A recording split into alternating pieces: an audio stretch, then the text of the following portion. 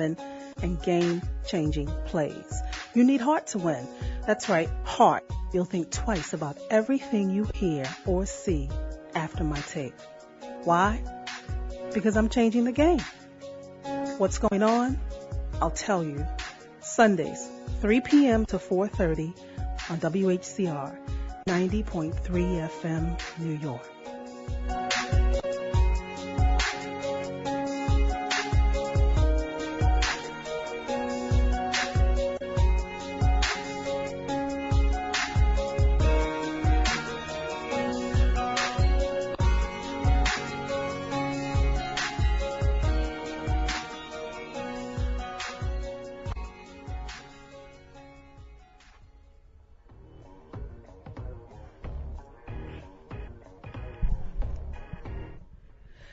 What's going on? You tell me. 212-650-6903. You tell me. I'm always doing most of the talking. Okay. It's my job, right? It's my job. I get it. You tell me. Call a girl. I'm here in the studio. It's Stepp. It's Sunday. It's 3 o'clock. And you know, I got an hour and a half to give you my take, to tell you my perspective. But let me remind you of something, because a couple of y'all got me scratching my head wondering if you really, really are out there, or, you know, just what's going on. As you know, I have been reminding you over and over and over again, and I shall continue to, about the basketball raffle. That's basically how we pay our bills. You know, that's how I get to keep this show. Not, 150%, but you know what I mean. And let people know who you are. Tell them you're listening. Pick up the phone. Give me a call. Make a donation. Put your name in the hat for the raffle. I also have, for a $25 donation, Dwayne Wade's latest book, A Father First, How My Life Became Bigger Than Basketball. And there is no end date for that. Although the raffle will wind down in about 2 or 3 weeks, I believe, more like 3 Sundays from now. And I need you, we need you, as I've said to you before, over and over and over again. We cannot do this without you. So, if you don't call me between now and 4:30, call the station anytime during the week. You can speak to someone Monday through Friday, 212-650-7147. That's how we do it, y'all. That's the only way we can do it. For real. I know a lot of you are probably thinking about a few different things. The Knicks, yes, they're in action against the Pacers. I'll give you a quick update as far as that's concerned. Let's see if this is somebody who wants to make a pledge, who wants to make a donation, who wants to put their name in the hat. I've got my first caller already on this beautiful Sunday afternoon here in the NYC. And for those of you that are listening via the World Wide Web at WHCR.org, welcome. Hi, caller. Yes. Welcome to WHCR. You are? Yes, this is Brother Hayat, Stephanie. Hey, what's going on, Brother Hayat? Just a beautiful day. I got a question for you. Go right ahead. All right. This happens to do with the New York Jets. Go right ahead.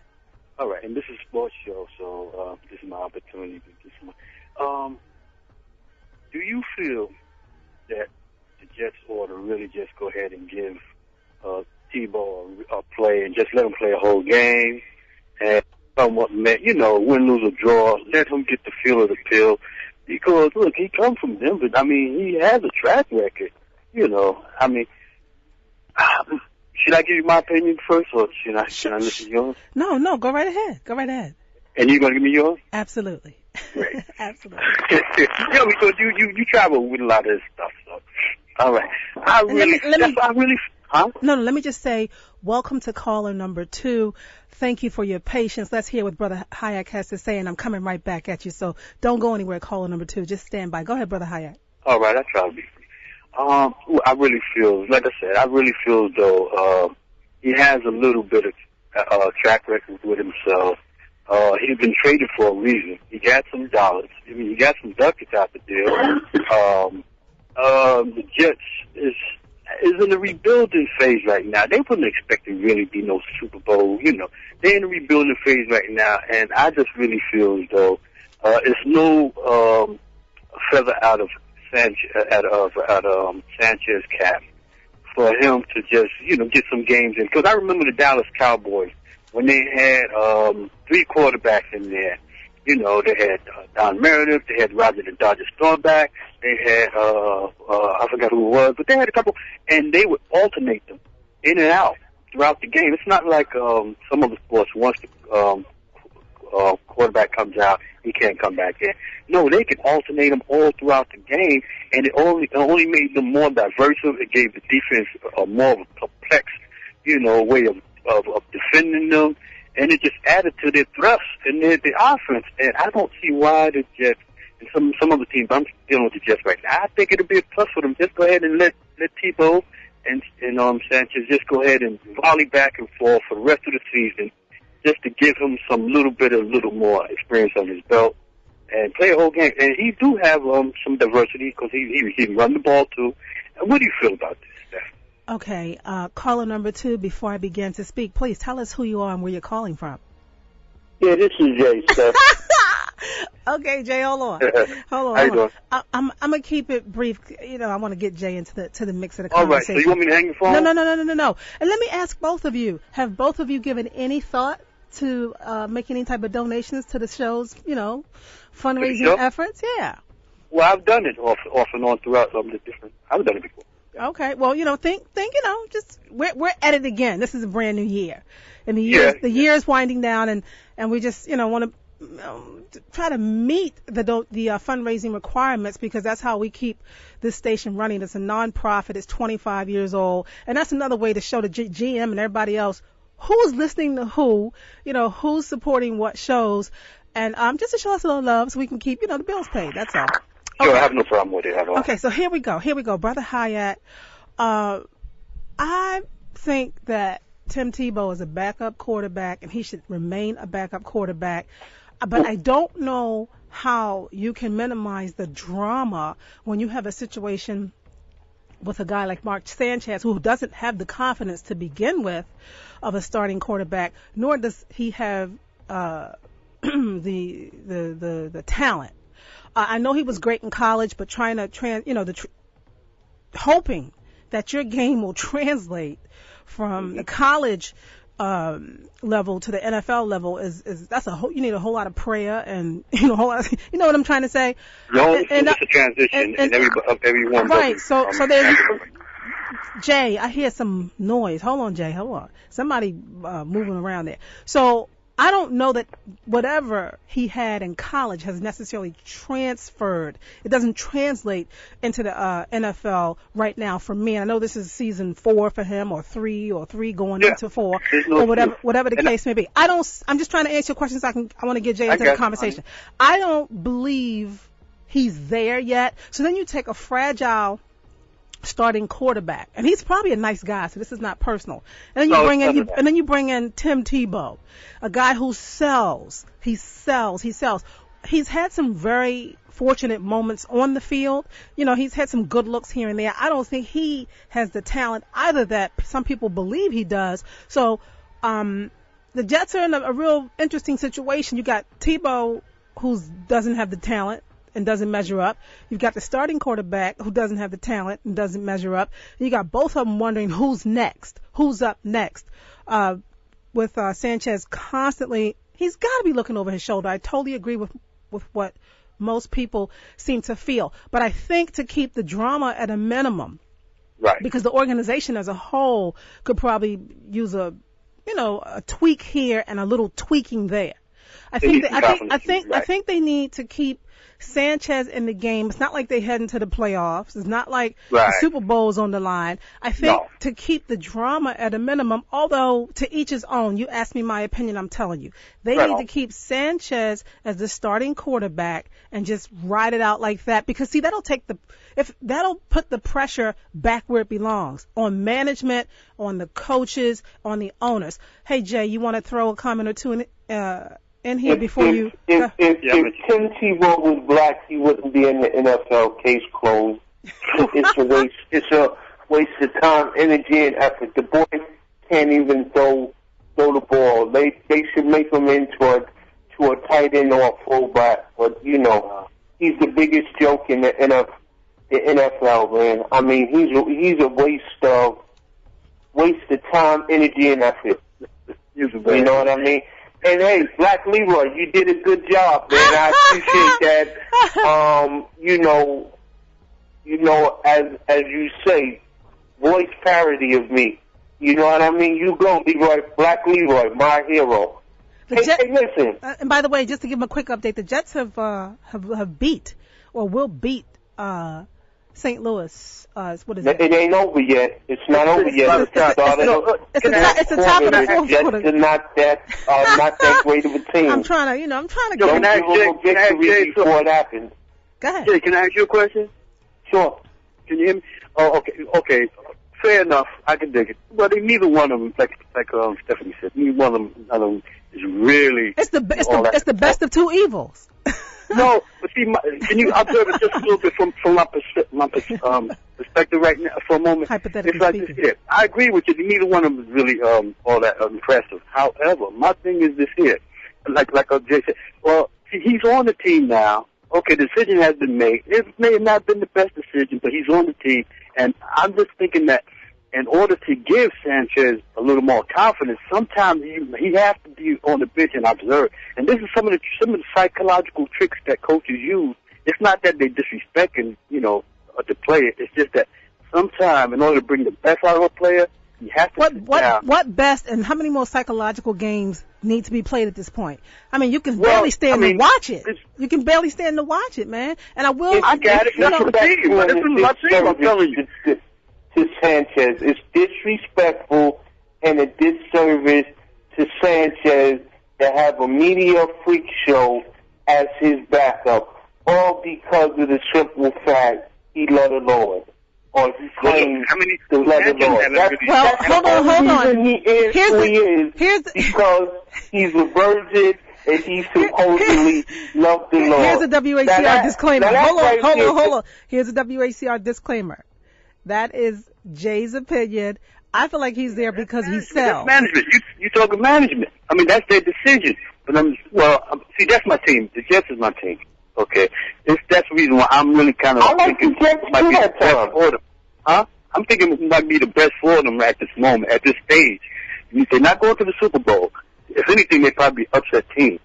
They may not make the playoffs. I just feel as though they both should come in, play them both, so they both can get a little more experience on their belt. Sanchez has to learn a little bit that he has competition, and it'll bring the best out of him for next season, and then at least there'll be have a more dimension when they come into the season next year. It's either going to I don't know if you understand where I'm coming from. No, hold on, Brother Hyatt. It's either going to bring the best out of him or he's just going to plain old crack up. Now, and when I say crack up, I don't mean mental institution crack up. I mean, like, just give up, be totally defeated, and be no good to anybody, whether it be for the remainder of this season, depending on when it would happen, if they were to do that, or definitely next season. Do you really feel he's that shallow, yes, I do. What do you mean? Yes, I do. I'm standing by that. Yes, I do. I mean, all right. I mean, that's yes, I mean, if he's that shallow, really, they need to trade him. I'm be honest with you. Well, who if he's that shallow, they need to trade him. Okay, so that's why I said to you. Hold on. This is why I said to you. Trade somebody that nobody wants. There you go. Thank you, Jay. That's where I was going. That's where I was going. Dude. These guys, man. I wouldn't take him if they paid me to take him. The boy is terrible. But listen, Stepp, the reason that I really called was I think we have seen last night the next big thing in boxing. Andre Bruno, a fool. He's a fool. All right. All right. Talent-wise, you want to change the subject? Look, let me hang the phone. Okay, hey, Brother Hyatt, thank you. Yes. All right. I just wanted to give your opinion on it. No problem. And don't hesitate to continue to donate. It's an ongoing process. Oh, no. I do it every year. Okay, well, year. All right, thank you. Make sure you let me know right, that it's from my show now. Let me know you listen to me. Baby. Oh, you're sweet. Oh, you have to let them know what show you donate? Yeah, absolutely, Jay. So please let them know when you do that. I'll make a donation in the name of you and Black Leroy. Thank you. So, but listen. Okay. Last night, I think we saw last night the next best thing in boxing. Okay. Tell us who and tell us why. Now you're the reporter. You're our eyes. Because he has excellent defense, and he likes to fight, and he can fight. You know, everybody talks about he's like Floyd. But, Floyd's not going to stand in the trenches with you and fight the way this kid can. He has just as good hand speed as Floyd. He's as technically sound as Floyd. He's going to improve. You know what I mean? He just needs to, get his act together a little bit with some of his comments, because some of this stuff he be talking. Tell me who this is again. Foolishness. Huh? Who is it again? I'm sorry. Andre Browder. Andre Browder? Andre Browder. Andre Browder. He's a lightweight. And who did he fight He beat up Obama last night in Marco. Baba is a pretty decent fighter, man. Where was this, in Vegas? I was surprised the way he dismantled him. This was in Vegas? I think Chuck saw the fight. Chuck, call in Chuck and give us your analysis on the greatness that was displayed last night by the brother against Baba. Was this in Vegas last night? Yeah, Atlantic City, okay. HBO. Okay. I'm trying to bring him up. Maybe I can get some sound from it. Andre Browder, Broudr? Yeah, Bonner, I think it is. Bonner. Okay, they sent me some stuff, but I haven't gone out to Atlantic City in a while. And to be honest, there it is, the boxer. I totally, didn't pay it much attention. I was reading up on this so-called fight that's supposed to take place the end of next year between Pacquiao and Mayweather. Mayweather's gonna fight. What's this guy's name before? Mayweather's never gonna fight Pacquiao. That's not. And you know what's funny? Happen. In the article, they said if this was to happen, if this is not just a farce. I'm paraphrasing, because they were saying that Bob Arum, Pacquiao's promoter, met with Roger Mayweather, and they were like, let's just say it's not a hoax, and it does happen. So there are some people who do feel that way as well. So it's no surprise that you you mentioned that. Is his name Adrian Bronner? But the kid did well. I was impressed. I mean, the Knicks, man, I don't know what happened to him Friday night, man. Well, let me say this. I couldn't believe that game. But let me say this. They went into that game, what was it, 6-0? They had just beat San Antonio the night or the night before, if not two nights before. I'm gonna be honest, y'all. Here's my take. I was not expecting them to beat Memphis. They didn't have the energy. It took a lot to beat San Antonio. They didn't really face any kind of test before San Antonio. The only test they faced before San Antonio was opening night, November 2nd, at the Garden, and everybody was saying Miami came in flat foot, and that's why they won. So they had not faced anybody like that would have given them a run for their money before last night, other than San Antonio. You add the traveling, you add the fact that whatever it took to beat San Antonio. I'm not surprised they lost to Memphis, because in my mind, what I had said was those were the two tests. It was going to be we'll see how well they maintain their composure, for sure. And Melo got a little ruffled there for a minute. Big boy Jawan Blair was all over him the other night when they played San Antonio. So, like I said to, I forgot who it was sitting next to me at a Nets game recently. I said, see, the coach went out and got him some help. He got Melo some support. He had to go get him a big brother. So when people look at the Knicks, they know that they can't just push him around. They got to take him a little serious because they got Rasheed Wallace on the bench and Kurt Thomas and a few other people. And I believe, and this is just my belief, it gives a guy like Melo the confidence to go out and play just a little more fearless. And we can spend the rest of the show getting into that, but there are some other things that I want to make sure I get to. So I'm not surprised that they lost, Jay. I'm not. Well, they beat Indy. They just beat the Pacers at the Garden. So it's not the end of the world. They can only improve. I see them getting better and better. It's a situation to where I don't know if they had the bodies necessary. You know what I mean? I don't know if they had the bodies Friday night. I think when Amari comes back and now when Iman Shumpert comes back, I think that'll make them a better team. But I still like to see Amari come off the bench. I think that would do wonders for the team. It looks like the Jets may finally win a game. You know what I mean? This may go down in history, 4-6, and then they'll start talking about we're gonna make the playoffs. They ain't gonna make the playoffs. You know what I mean? The Jets should not even be in the league. I hope them get their act together.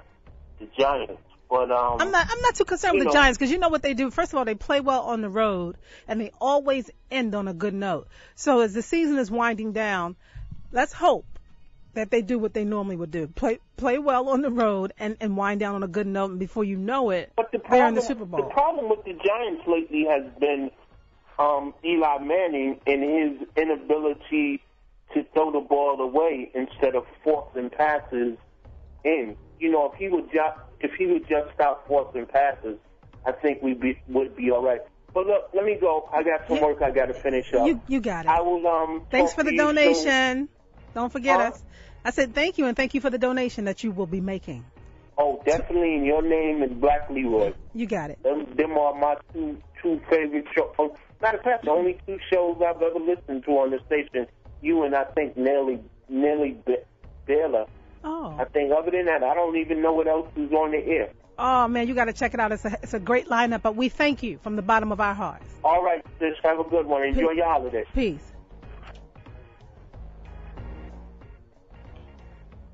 (212-650-6903). Make your donation. You don't have to give it to me by the time I walk out of the studio today. But, you can give a call to 212-650-7147. You can mail it in. That's Whcr 160 Convent Avenue, New York 10031. Put it to the attention of Angela Harden, our general manager, and just make sure, that you have my name on there somewhere, so what show you're supporting. But the best part about it, the shows are pushing the fundraiser and we want your support for individual shows during our fundraiser, but we want your support overall for the station as a whole. So that's the most important thing. I'm not taking the money home, so let's keep our priorities straight. It's for the support of the station on a whole. And I will say this: it looks like the Jets will win this one. And kudos to them. They need it. We all need a win every now and then. You cannot be in life walking through whatever the journey puts before you and not have something good happen every now and then. So this might be that moment for the Jets. You know what I'm saying? As far as the Knicks are concerned, I didn't want to cut Jay short towards the end, but he mentioned maybe they didn't have enough of whatever it was they needed last night as far as players were concerned, or what was it, Friday night, or what night it was when they lost in Memphis. Maybe they didn't have enough of what they needed Friday night and he talked about all the possibilities as far as when Shumpert comes back, which I don't think he will have a problem fitting in as much as Amari, because Shumpert, he'll just jump in. He's a part of the supporting cast. He gives you what you want, whatever it is you want, and when you want it, and how much of it for how long. We all wish we had team players like that in most of our relationships. Maybe that's just me speaking. I don't know. But Amari's he's a superstar.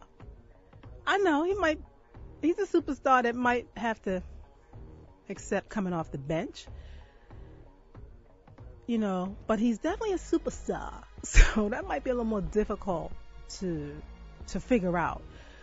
How do you work him into the equation when the chemistry of the team is looking pretty good right about now? By the way, like I said before, in case you didn't hear me, the Knicks did beat the Pacers this afternoon at the Garden. So that's the real, that's another test. There'll be many tests, as we all know in life. There will be many of them. God knows I've had my fair share, and I continue to. And that'll be just another test for them. They have a great coach. And like I said, it looks like they're finally bringing it all together. So I'm going to think positive, because, otherwise you just have to wait and see. However, we don't want the New York Knicks to turn into what's happening with our New York Jets. Although the Knicks have had enough drama to last a lifetime, they're just getting a good breather. So, and you never really understand how that plays on fans. So I dropped the call. I'm so sorry. Call me back, please. 212-650-6903. The fans are probably exhaling right now. Wow, about time. You have said that yourself. Hi, caller. Welcome to WHCR. You are? Hi, my name is Paul. Shaggy is actually calling in a few seconds. Okay, let's see if I have him now. Hi, caller. Welcome to WHCR. You are? Hello? Hello? Yeah, hello? Hi. Who do I have? This is Shaggy. Hey, what's going on? I'm cool. Chilling. Oh man, wow. Let me just set this up real quick, and then I'll let you tell them about the December 12th show at the Barclays Center. Everybody knows how I feel about the Barclays Center, and if you don't, let me remind you. I think it's something good. I think, it's one of those gifts that came badly wrapped. And so, and I think it's something everybody's going to benefit from eventually. As I said to several people during Hurricane Sandy, it was a shelter in the storm. Now, I live 6 blocks from there. So I know that personally, because I saw how they used the Barclays Center to board, load people up on buses and get them where they needed to be, and also how the Barclays Center was used for a place to convene, and you needed that in that particular time, and they did it for days, not just one day, as well as so many other things like, this upcoming reggae show, for instance, on December 12th, headlined by, I want to call all 4 of them headliners: Shaggy, Barris Hammond, UB40, and none other than Maxie Priest. And so I want to give Shaggy an opportunity to tell us about the show, but also give us your take on the Barclays Center and actually, performing there. Because I understand you're born and raised in Jamaica, but you came to Brooklyn at that. I think when you're like 18 years old or so. So I'll let you tell us about the show, and it's really cool to have you. Blessings, Stephanie. But I mean, the Barclays Center is a very unique building within itself, and where it is, Hello? I'm here. Go ahead, Shaggy. Yeah. I'm here. And where it is positioned and placed, And I think the concert within itself is an historic event. Obviously Jay-Z have been in there, I think, for 8 nights of concert. And it being in Brooklyn, and there's such a strong West Indian community within Brooklyn itself, it's kind of our way to let our presence be felt. You know what I mean? And kind of marking our territory in a way. So us having, you know, Shaggy, Maxi Priest, Beres Hammond, and UB40, you know what I mean, in Sounds of Reggae on the 12th, you know, for us to actually go in, our aim is to sell out that venue and show how strong we are as a culture and represent Brooklyn, you know what I mean, for everyone in the diaspora. So, yeah, you know what I mean, I think it's a very, very, very good vibe. And it's a celebration of not just, you know, reggae, but the you know, just the Barclays Center within itself and what it has brought to the community. I wholeheartedly agree. I mean, like I said before, I live 6 blocks away, and so I heard about all the stories, and I heard all the complaints, and I know that people didn't want it, and, you know, they just thought it was going to be the worst thing in the world. And then when I saw the show, I think it's Sounds of Reggae, is that it? Yeah, yeah. When I saw the show, I said, oh, it's all-inclusive. You know, it's an all-inclusive thing, because as I said to someone else, every other person in Brooklyn is from the Caribbean. Yeah.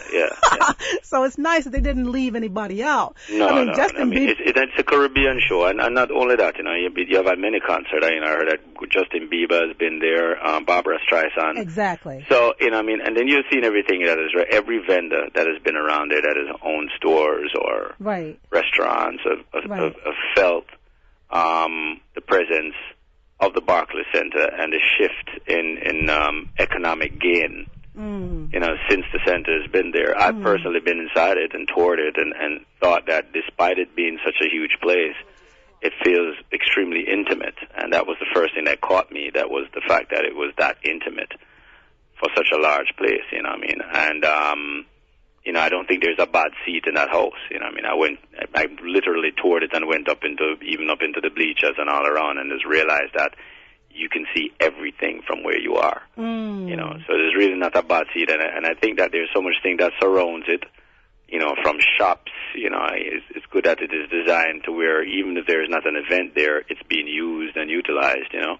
You know, yeah. Shaggy, I have been saying the same thing. You and I have never even met, so let me just let my listeners know. They know the most important thing to me is to keep my integrity intact. So I didn't pay him to say any of that. No. I have been saying the very same thing, it's not too. Even, you know, I don't think it doesn't take a rocket scientist to really realize what it is. You know what I mean? Anyone who had opposed to it is really opposed to growth.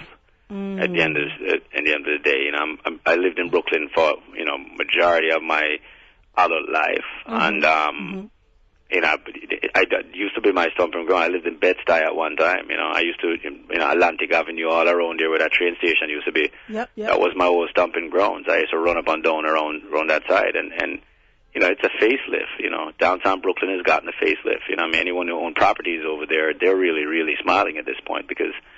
And that's what it should be, you know, for years, or, you know, you'd say, okay, you come to Brooklyn and this is where the gang's at, and when you go to Manhattan, this is where the rich people at. Well, now it's kind of spread across the board, you know what I mean? And it's a good look, you know.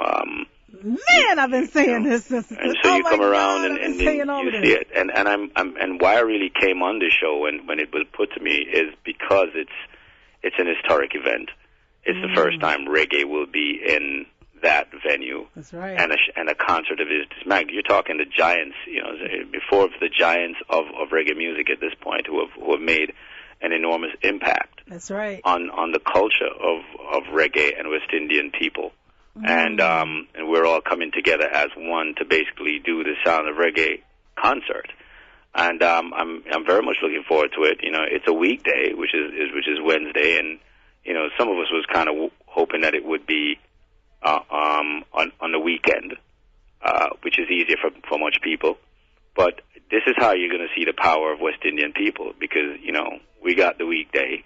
You know what I mean? It wasn't of any, there's nothing that we could have helped on that point. You know, there's a lot of people who were booking that place out, and so we as a reggae guys, we just kind of got that date. You know what? On my way here, I was with my boyfriend and his kids, and we were, you know, coming right past the Barclays Center, and I was reminded that there's a United States gymnastics competition in there today. Yeah. I was like, God. Yeah, well, it's multi-purpose, like they say, you know, multi-purpose, and that's for us.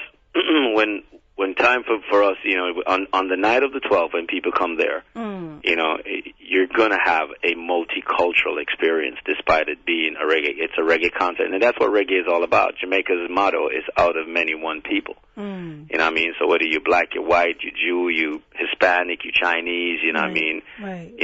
We all are just one, and it's oneness on that night, sounds of reggae. And like I said, it's an opportunity for us to get to make our presence be felt as Caribbean people. So I'm urging everyone to come out and basically, and remember now, this is a paid event. You know what I mean? And arguably so. I think Jay-Z had like 8 concerts there, but we saw a lot of ticket giveaways to fill those 8 nights. You know what I mean? Which people did come out and support and did well. So for that one night, people are coming in and paying heavy. And we need to pack it. And I think I have no doubt that West Indian people will come out and show their support and just to make their presence be felt, to let them know that, this is Brooklyn. Yeah, we're part of the community as well. It's Caribbean, this is a Brooklyn thing. Two things I want to say before I wrap you up.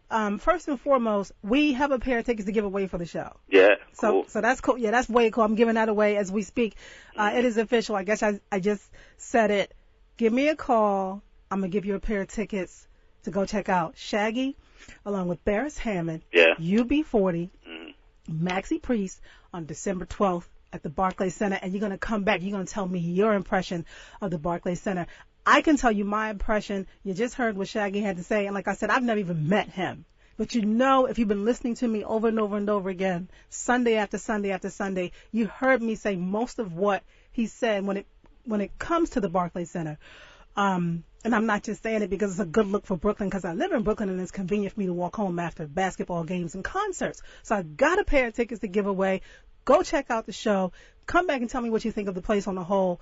I don't think that you're going to be disappointed. The other thing I wanted to say was that Jamaica is celebrating 50 years of independence. Was it this past summer? And it's like, right. Is this show also has something to do with that, or is it tied in? Right, it is. Yes, it's the Jamaica 50th anniversary celebration. It's Beautiful. Also in celebration of it. So that's why it's a momentous occasion. Wonderful. Well, before I let you go, is there anything you want to put out there in the universe that people know what you got coming up next? What have you been doing in the meanwhile? In addition to preparing for the show. I literally just got off a plane. I came back from Amsterdam, from Rotterdam today. We had a big convention, which is the Rotterdam Beats, and it's a music convention, and the theme of it was about the influence of reggae and Jamaican music on the worldwide music industry. I'm in the process of doing a Shaggy and Sly and Robbie album, which we've been working on for about a year now. And, in the meanwhile, we're just there.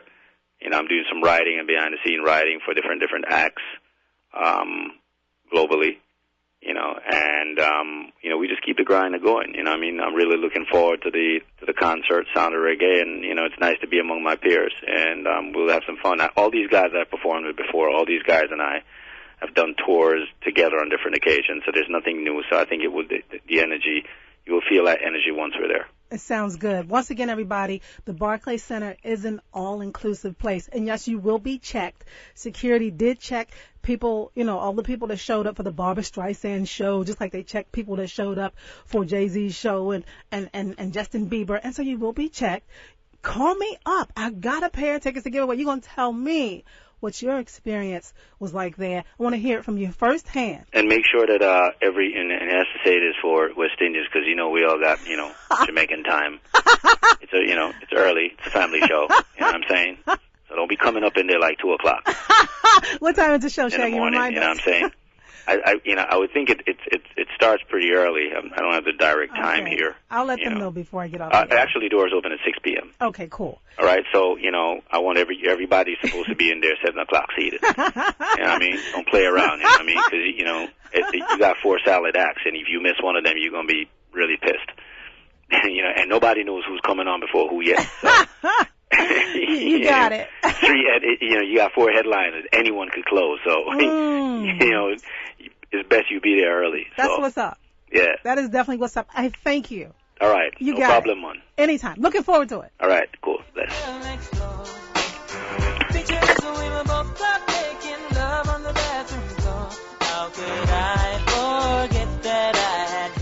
You know what I'm trying to say? You know, I wasn't sure what time he was calling, right? And as I've been telling everybody, I said the Barclays Center it's better than what you think, and everybody's welcome. And it's my job to make sure I keep on top of that and that I continue to tell you what I know, to pass along any information. And so this is just another one of those opportunities. And I do have a pair of tickets to give away for the show. No fundraising donation required for this, but the basketball raffle that will be will take place in about 3 Sundays, the first Sunday of December, as well as this book, Dwayne Wade's, I don't know if it's his first book, but the book he came out with this summer, A Father First, Dwayne Wade, How My Life Became Bigger Than Basketball. We have that as well for a donation of $25. But these tickets for a night of, okay, the show is called The Sounds of Reggae. But it'll be a night of, like, cool, man. Everything will just be cool. You know what I'm trying to say? Call me, 212-650-6903. I will have these tickets until, the show before the show. So the last show that I do before the 12th, I'll keep the tickets up till then, unless somebody calls me between now and then. Wasn't me. Heard the words that I told her. Wasn't me. Heard the screams getting louder. Wasn't me. She stayed until it was over. 212-650-6903. Oh man. That's cool. Like I said, I knew he was calling. I wasn't sure exactly when he was calling. And really, really interesting to find out that he used to be in the military. He's a former Marine. That, like he said, he spent a large part of his adult life right here in Brooklyn. And he knows the neighborhood well. So everything he said was the God knows truth about how it's just got a facelift. It's a brand new, it's a destination for sure. Hi, caller. Welcome to WHCR. You are? Brother John. What's going on, Brother John? How are you? Where you calling from? Harlem. Oh, this your first time talking to me? No, many times. What? Thank you. Many times. What do you want to talk about? Did I win the tickets? You got them. They're yours. Huh? They are yours. Those tickets are yours, Beautiful, Brother John. Beautiful. And I've been to the Barclays. Boy, that's a beautiful place. Okay. Very nice. Security. I heard you talk about that security issue. Uh-huh. Like I heard they checked for all the shows, so I don't know. A lot of politics around the Barclays and all that with the housing. But, I mean, I got some family members who did get a job there, so I can't hate. Wait, what? Yeah. I'm feeling that. So, wait a minute. See, this is what people want to know, because there was so much drama surrounding the building of that place. You know what I mean?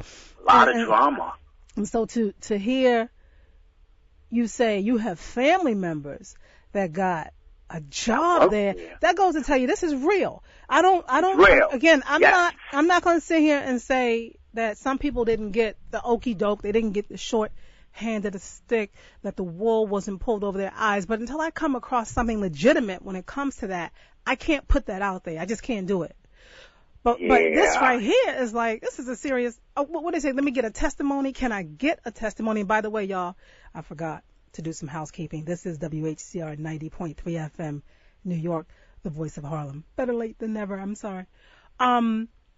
This is a testimony. Seriously. No, seriously. You're about as close as I can get, other than having Shaggy come on and promote the Shaggy, show. that's my man too. I like Shaggy. You know what I mean? He's good. He always seemed like he should have been even blown up more. I just always liked his music. He's always positive. I love the music, the vibe. He was always good. I love Shaggy. Good. And he sound good. Yeah. Wow, I was shocked when I heard you had him. I said, Shaggy? Yeah. I said, what's Stepp doing? She's mixing sports and music? I'm doing big things. I mean, it's big over here at WH. It's big. You're doing your thing, girl. I gotta give it to you. I was like, what? Shaggy? That's my man. It's not just me. It's WHCR is doing big things. Big things. Yes. No, we do big things. We're not doing big things. We do big things. No, but seriously, no, let me tell you, man, that's a gift. And anytime I can get people to come on the show, I do. I have asked, plenty of people. I'm still chasing Michael Vick to this day and still trying to get. Wow, yeah, I would love to hear his story. I'm still trying to get a copy of his book so I can, either use it as a fundraising, tool, right? Okay. Or by that time I can, give it away. But yeah, man, when the opportunity does arise, that's how we get down. But not just on my show. If you're listening to HCR, and I know Jay, I do. I mean, people, it's Brother Leroy. What, have you heard some of the guests on Brother Leroy's show? Oh my God. I mean, Brother Leroy, Brother Rick. Right, that's how we get down, man. That's how we get down. Y'all just be doing it. What's the other girl? Aisha Say Cool. There you go. Now you're talking. The other lady, the older lady, I think she come on Tuesday morning. I think she was Miss Howard or something, they said. There you go. You go. Yeah, I listened to her show. You're doing it. WHCR is powerful. No, true that. No. Powerful, seriously, you're doing it. No, true that. And that is why I love being here. And you're talking to a girl who came from network television where they got more than enough money to make all the magic and create all the moments they want to. But when I came here, as I said before, when I came across an article or a link I think Sin K had sent me, letting me know that a black man had discovered a cell phone. And Whoa! Yeah, who you telling? And that's my man too. Had founded the cell phone, I saw right? him at the Obama party in Harlem. Yes, Sin K, good people. So when Sin K sent me that link, and I read, I think it was audio. I played some audio, or I either read the article, and I said, you know what? I said, I feel just like he do. And I sort of reflected upon my resume, because he said the HBCU he went to was a place where he could fail and make mistakes. Yes. And that's where he was nurtured. So it was powerful, right? And I said, well, very I said, I can't. People give the HBCU sometimes a bad rap. No, man. So people be saying, go to the integrated school. No. You got to be around certain type of people. I said, what? No, man. Come let on, me say this. Get in where you can, but if you can get in to an HBCU, you're not going to go wrong. Let me just tell you that for sure. So I said that day after I played the sound or read the article, I think it might have been sound. But anyway, I said, Harlem Community Radio has been the equivalent of my HBCU. I said, because for a girl who came here for network TV, like I said, well, they have all the money in the world to make as many, to create as many, no, seriously, to create as much magic and as many memories as possible. This place here has been the equivalent of my HBCU. And I remember as we digress, but I'm coming back around to the point, as my neighbor had said to me when I first got on the air 7 years or so ago, she said, it's going to be good for you. And I thought, listen, I thought I'd already arrived. I did have a sense of humor. She said, no, that's going to be good for you. And it has, because when you look at the resume as I was reflecting that day, and then you add something like this to sort of really create, like, balance comes to mind, but not just balance, man. It just, it was like it's all connected. Oh, come on. Yes. Come on, you know what I mean? That's Shaggy. You know what I'm saying? I really like Shaggy. Oh, I can't believe she having him on. I said, no, she ain't bringing Shaggy on. You are sweet. So let me tell you this. Those tickets are yours. I'm going to get your contact information. Info, and then I'm going to give them your name, and I'm going to hold your hand and walk you through this until they put those tickets in your hand. What they'll do is they're going to hold them at a will call window for you, I believe. Got you. And I'm going to give them your name, and you'll have 2 tickets, and you're going to do the doggone thing. And I'm going to tell you how I know you're going to do the doggone thing, because I'm going to even give you my cell phone number to make sure you get in. God bless you, Stepp. There's going to be no problems for you that night, okay? Yes. All right, so you... hold on. Yes. Do that for me, okay? Okay, hold on. Okay. For the rest of y'all out there, are you still there? Okay. Still here. Wait. Let me see. Now, let me put you on hold. Okay. The phone. Okay, do me a favor. Call me back at the end of the show. No. Do you mind giving me your number over the air? Because I don't know why I can't put you on hold. You sure? Over the air? Oh, God, that's a lot. No, don't do that. Don't do that. You got to call me back. Give me your name again. Hold on. John. John, what shall I get? No, don't tell me your last name over the air. John. Right. John Black. John Black. Uh-huh. And let me give you a number to call if anything Right. happens. This is how we're gonna do this: 212 Uh-huh. 650 Uh-huh. 7147. But from Monday through Friday, from like 9 to 5. If something happens and you don't get me at the end of the show today, Right. because I'm trying to put you on hold, but I don't know what's going on with the phone. Hold on, wait, let me try it again. There he goes. He's on hold.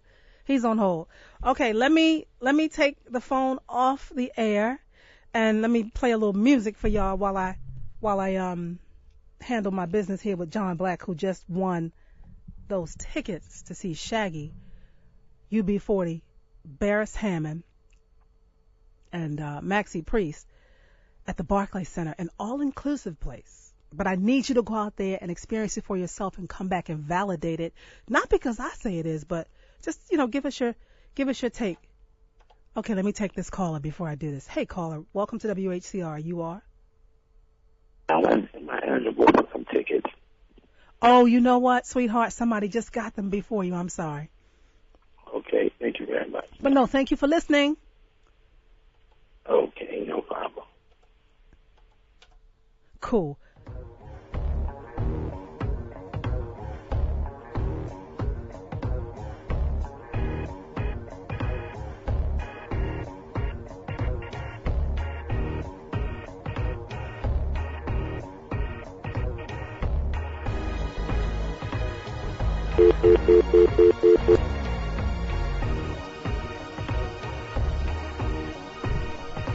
Hey, John. Yeah, there you go. You got to call me back, man. I just tried to do something here on the air, and I lost you. Hi, caller. Welcome to WHCR. You are? Okay. All right. Y'all see how that's not my forte. But John Black has those tickets, y'all. You know why? Because he's just on point. And I didn't know, I ain't never met him either, but he just on point. He on point in so many ways. First and foremost, he listening. He on point. That's one way. Second way, he called up right away. He on point. Third way, he been to the Barclays Center and he's got a personal testimony to go along with it via a family member. He on point. Hi, caller. Welcome to WHCR. You are? Okay, this is John Black. Oh, John, I tried to put you on hold. So call me back at 4:27-ish, and we're going to do it. Okay, you want to just take my number now? You want to take it? Or? Well, we on the air live, so everybody in America going to hear it. Are you okay with that? That's what I kept saying. I said, well, I don't want to blow it again. No, don't. I mean, you... I'll call you back at what number? That 7147 number? No, that's the main number. Hold on. Don't go anywhere. Just hold on, okay? Okay, Hold on. Okay, we're going to keep him on hold because I'm going to figure out how to get John. So, I can get his number and, give him some privacy. It's exciting, and I'm willing to take his number over the air, but, we don't kind of really want to do that. People listen to this station all over the world, and I love all of y'all, and I'm quite sure all of y'all are just as sane as you want to be. But you never know when all it takes is one. No, I'm just joking. I'm having a good time with it. 212-650-6903. Love you, and I couldn't do this without you. And the only way we can continue to do this is if you show your love through your donations to the WHCR family. Although my show or whoever's show you say you would like it or you say that you listen to will give management an idea of who you are and who's listening to who, and we'll get credit towards our show. But WHCR as a whole is fundraising and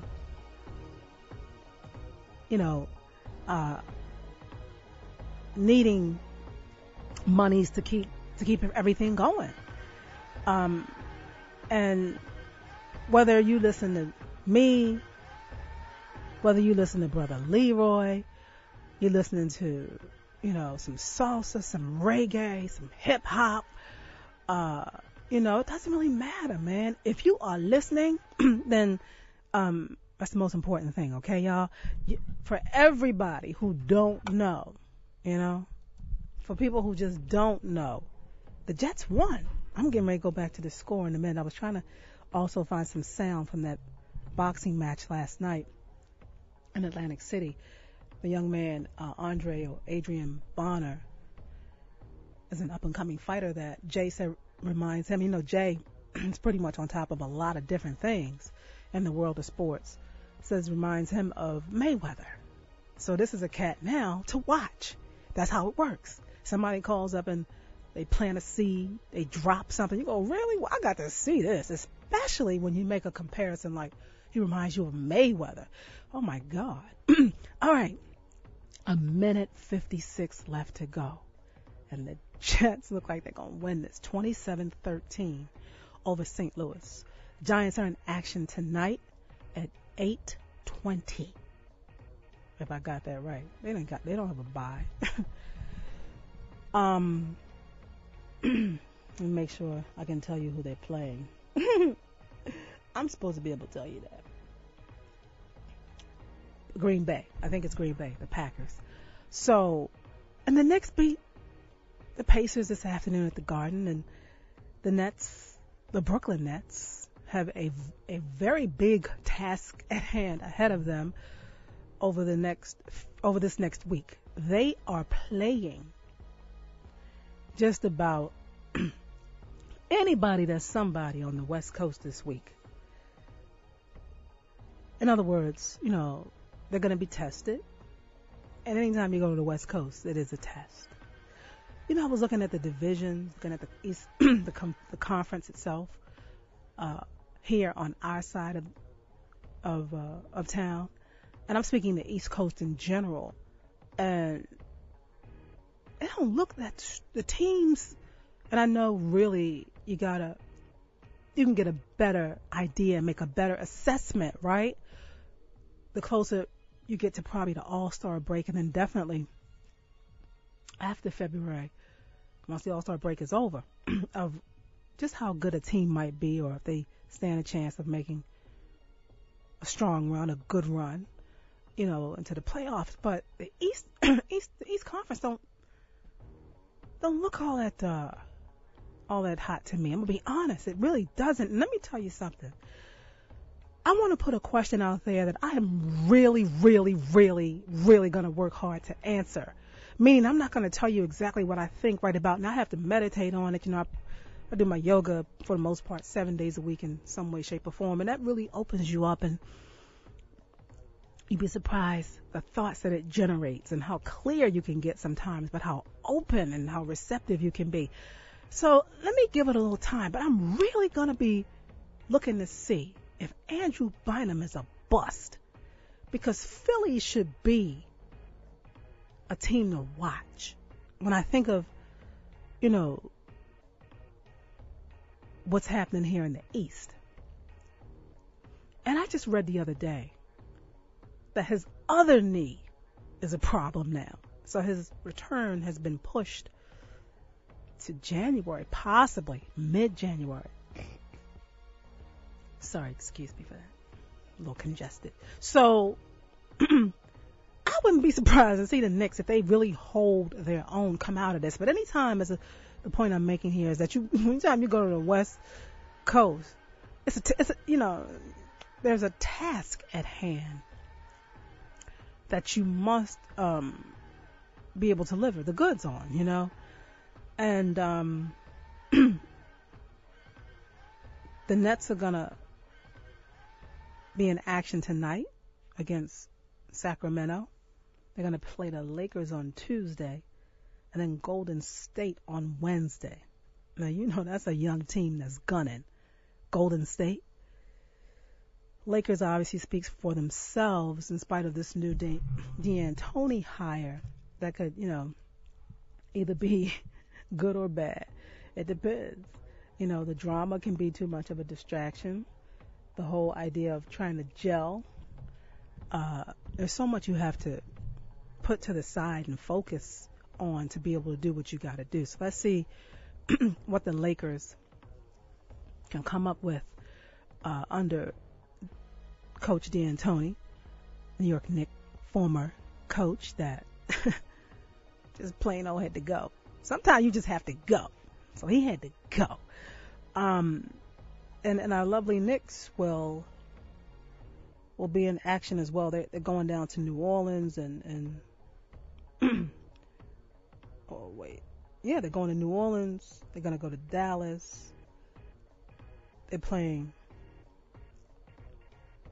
the Mavs, as well as you've probably heard. And you will hear so much of it this week. The whole face-off. That's right, the face-off between the Knicks and Jeremy Lin, going to Houston. And they'll come back home. Detroit's going to come to town. And they'll end up in Brooklyn. And, we're running into the Thanksgiving weekend at that point. So that game on the 26th in Brooklyn is the game they were supposed to play, the home opener, on November 1st, I believe, at the Barclays Center. So it's, it's the new date. That's the game they had to reschedule. 212-650-6903. Let me take care of a little housekeeping. Remember, we have a raffle coming up in about 3 Sundays. But today, you can definitely get your hands on Dwayne Wade's A Father First. How My Life Became Bigger Than Basketball for a $25 donation to WHCR.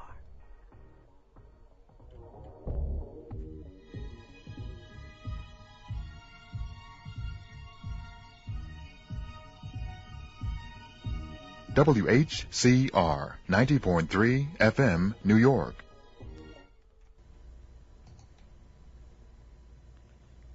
Man Up in Harlem is a by men for men ministry that focuses on creating positive changes in the Harlem community through prayer and community service. The group hosts a men's empowerment hour every Wednesday at 7 p.m. in the Polo Grounds Housing Community Room, and a weekly prayer walk every Thursday morning in several locations. At the prayer walk, members pray together in a football-style huddle about community issues. Man Up in Harlem's slogan is "Don't talk about it, be about it." If you'd like to join a prayer walk, meet at 6 a.m. at the 155th subway station for the Polo Grounds House Walk, or at the Dunkin' Donuts at 126 in Amsterdam for the Grand House Walk. For more information, please check out www.manupharlem.org. On Friday, November 16th from 10 a.m. to 6 p.m. at the Harlem State Office Building, Emblem Health will accept donations for the survivors of Hurricane Sandy. Items needed are diapers, formula, baby wipes, trash bags, cleaning supplies, blankets, and non-perishable foods. Those who will make donations will receive an Emblem Healthcare package with a drawstring bag, water bottle, pedometer, and more. That's Emblem Healthcare's fare for Hurricane Sandy at the Harlem State Office Building on Friday, November 16th from 10 a.m. to 6 p.m. The Harlem State Office Building is located at 163 West 125th Street at Adam Clayton Powell Jr. Boulevard in Harlem.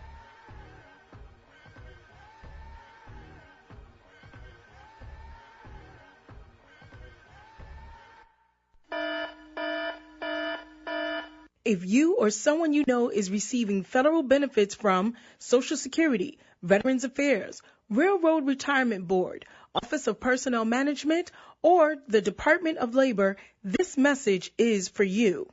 The Treasury Department is phasing out paper check payments and requiring federal benefit recipients to get their money electronically. You can choose to get your payments by direct deposit to a bank, credit union, or to a Direct Express debit MasterCard account. The deadline to switch is March 1st, 2013. If you do not choose a bank or credit union for your direct deposit, your funds will automatically go onto a Direct Express debit MasterCard. If you are already receiving your federal benefit payments by direct deposit, this change will not affect you. For more information, contact your local Social Security Administration office or call 1-800-333-1795. That's 1-800-333-1795.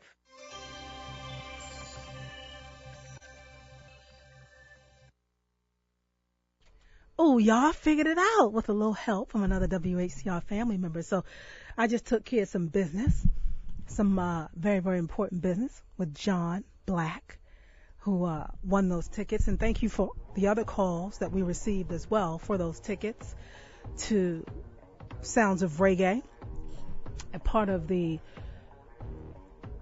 celebration, as far as Jamaica getting its independence 50 years ago.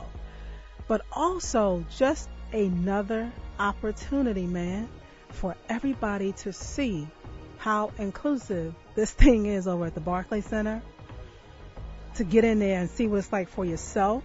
It's not Madison Square Garden. It is, how can I say this? I want to say it's very community oriented. It's a community venue. I haven't figured out the best way to describe it yet. All are welcome, that's for sure. We definitely know that. But it does fit into the community very well. I think because of its size and because of its location, and because we all know Brooklyn is the biggest borough. It doesn't feel so overpowering. You're not so overwhelmed by it. It's nice. All the other stuff, like I said, I hope it comes out in the wash, and I hope it works out for all those involved that are still waiting for whatever the promises may or may not have been as far as the construction of the Barclays Center and building it and bringing it into the neighborhood. But it is a part of the hood right about now, and it's a good fit. And I think that's all I'm really trying to say. You know what I mean? 212-650-6903. If you're interested, we got an autographed basketball by a New York Knick.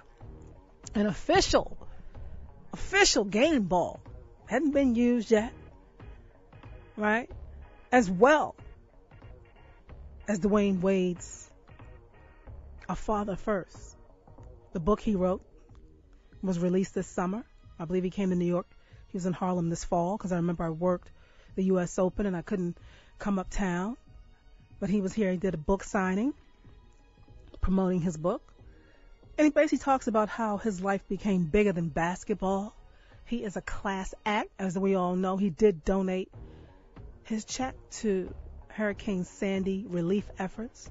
His game check from the New York Knicks home opener when they came to town on November 2nd and made everybody feel good by becoming I don't want to say a casualty of war, but that's a bit much, y'all.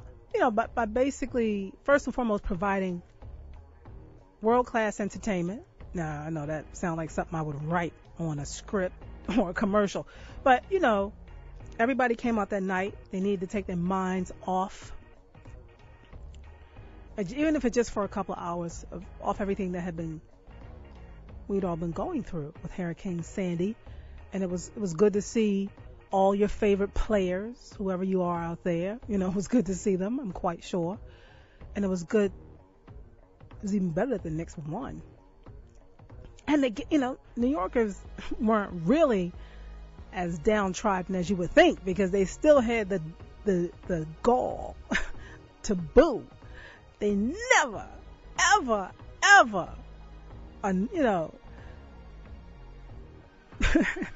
cannot boo you if they don't like you. I don't care what's going on. So every time D Wade, or in particular LeBron James, got the ball, he heard it. And that's how you knew that we still had something left in the tank. We weren't, like I said, we weren't that distraught, although it was disastrous, the effects of Hurricane Sandy.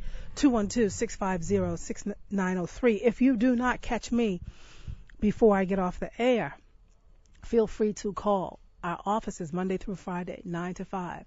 212-650-7147 and make a donation. If you are asking about the book in particular, let them know, because with a $25 donation, I will make sure you get the book. The raffle is one of those things where you make a donation. We're asking for a minimum of $25. We put your name in a hat, and that first Sunday of December, I'm going to give that ball to somebody. And it's on the website. So you can go to the website and donate to the station as a whole. And also that's another way of increasing your chances, or just, getting into. Okay, I'm sorry. I was about to say Roots is up next. I see Willie. That's another way of you, getting your name into the hat, so to speak. If you don't call me directly and you don't get a chance to call the offices, just go to the website. That's another way you can do this. So many other things I want to try to make sure I get through or get to before I wrap up. The Giants have a bye. They are playing apparently next Sunday. They're playing Green Bay. I came on the air thinking it was the Jets that had a bye. Until the last minute I was checking some scores, and then I came saying, well, where are the Giants? Because it's Baltimore, and Pittsburgh tonight at 8:20. So there's only one 8:20 game. It's only one 8 o'clock Sunday night game, as they like to say it. And for those of you that are big Monday Night Football fans, Chicago and San Francisco are going to get it on. May the best man win. I'm rooting for Lovie Smith out there in Chi-Town, doing big things, coaching that franchise, that team. And I know as I've been, and people continue to remind me of how hard those opportunities are to get. So when you do see someone with an opportunity like that, and they're doing a good job, you have to acknowledge that. Even if you just take a little second. You know what I mean? I have an article in front of me. You know me and my articles, right? I got to try to get into this. Y'all hear the paper ruffling around and everything. I'm serious. This kind of caught me off guard. I do have some other stuff I do want to try to get to, but it's an article I came across a minute or two ago. And I'm talking as in not this week. Or maybe it was, no, not this week. But I held on to it as I always do. It says here's the title, Dietitians Urging NCAA to Increase Meals for Athletes. I'm going to try to donate some time to that. Let me donate. Let me be of service. I got to get into that article before I get off the air today. Not before I tell you that the Little League of baseball and softball, another one of those male-dominated organizations, and I don't mean that. Don't take it personal, please. But, they have a long history. And part of that history, that's an institution. There are many institutions out there. That's one of them. That's an institution that's founded on certain principles, and they elected a woman to be their new chairperson. Her name is Davy Jane Gilmore. So I just wanted to put that out there. It's the first woman that they've named as a chairperson in 73 years. I just wanted to make sure I don't forget that. And once again, Kevin Ollie is on my mind, the new head coach of the Yukon Huskies, the young man that's, going to lead the team at least for the remainder of this season. And we'll see what happens, in the summer. After all is said and done. Everybody knows Jim Calhoun stepped down. And I did not want to forget to congratulate him over the air, and I may have done it already because, as I said, my eye will be on him. I will be watching Kevin Ollie, who just piques my interest. The new head coach, young black head coach, young black man, who's very well put together, got a family. He's a part of that institution. He's a part of that family, and he loves it. The whole Yukon family itself. And here's another young man of color who's gotten what most people would consider a great opportunity, and some people would say he shouldn't touch it with a 10-foot pole. And I say Kevin has done the best thing for Kevin and his family, both his families. He has a wife and a couple of kids, and he's also a former Husky himself who played in the NBA for a little while. And I just want to congratulate him. They did beat Michigan State a couple of weeks ago. It was his first win as the new head coach. I think they were in Germany, and it was the Armed Forces Classic. And I hope he's won since then. But I'm looking at my notes, and sometimes I have to go back and do a little, talk about some stuff that happened way back when. And so Kevin Ollie getting his first win against Izzo, the coach out there at Michigan State. That's not an easy task. Michigan State's got a pretty good program. And Izzo has, I want to call him Mike Izzo or Frank Izzo. He's made his fair share of runs, to playoffs. that's professional. He's made a fair share of runs toward the Final Four and has gone deep. And I want to say they lose to Calipari or North Carolina in recent years. Just one step away from an NCAA championship. So it wasn't just a hill of beans, Well, let's hope and pray that Kevin Ollie has a great season and that good things happen for him and his team. In other words, we want to see him back. We want to see that job be his on a full-time basis. You know what I mean? And thank you. How could I not say thank you to those who have already donated to WHCR as far as this basketball raffle is concerned and beyond. I was going to just stop right there. But if you have donated to the station in general, we thank you. Let me do a little housekeeping.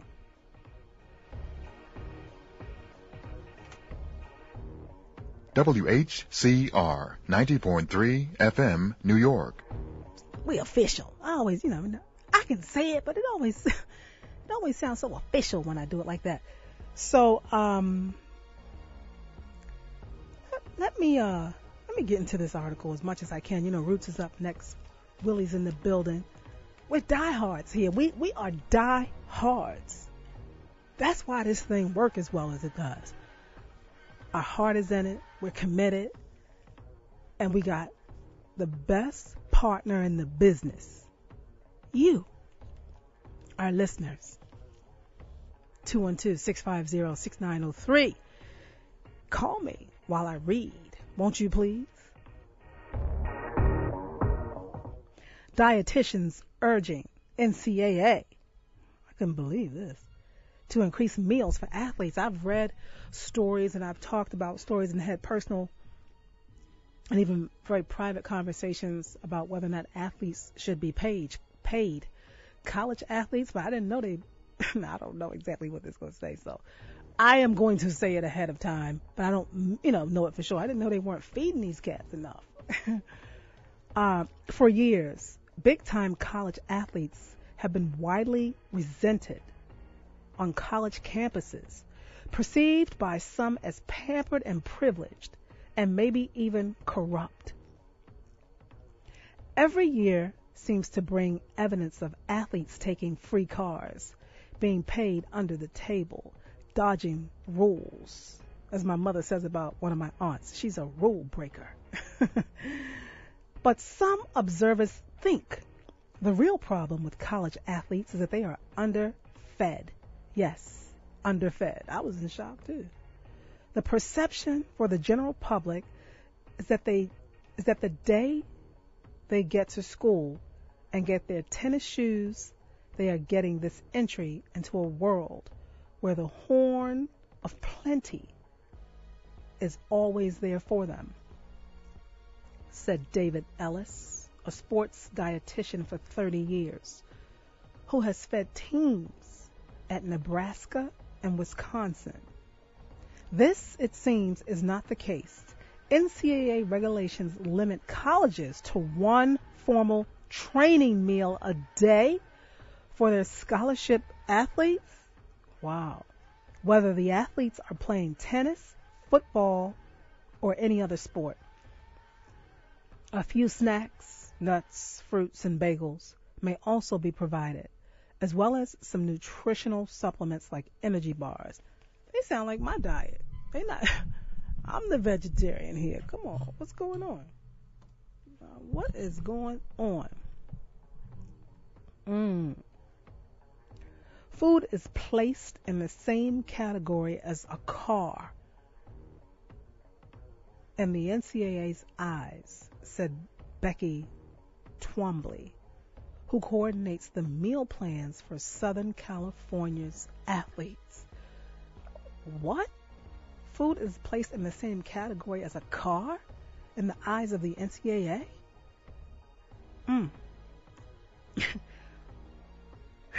Okay, I asked for it. Here we go. One group, I got to keep my personal feelings down, y'all. That's what that moment was about. One group is demanding action.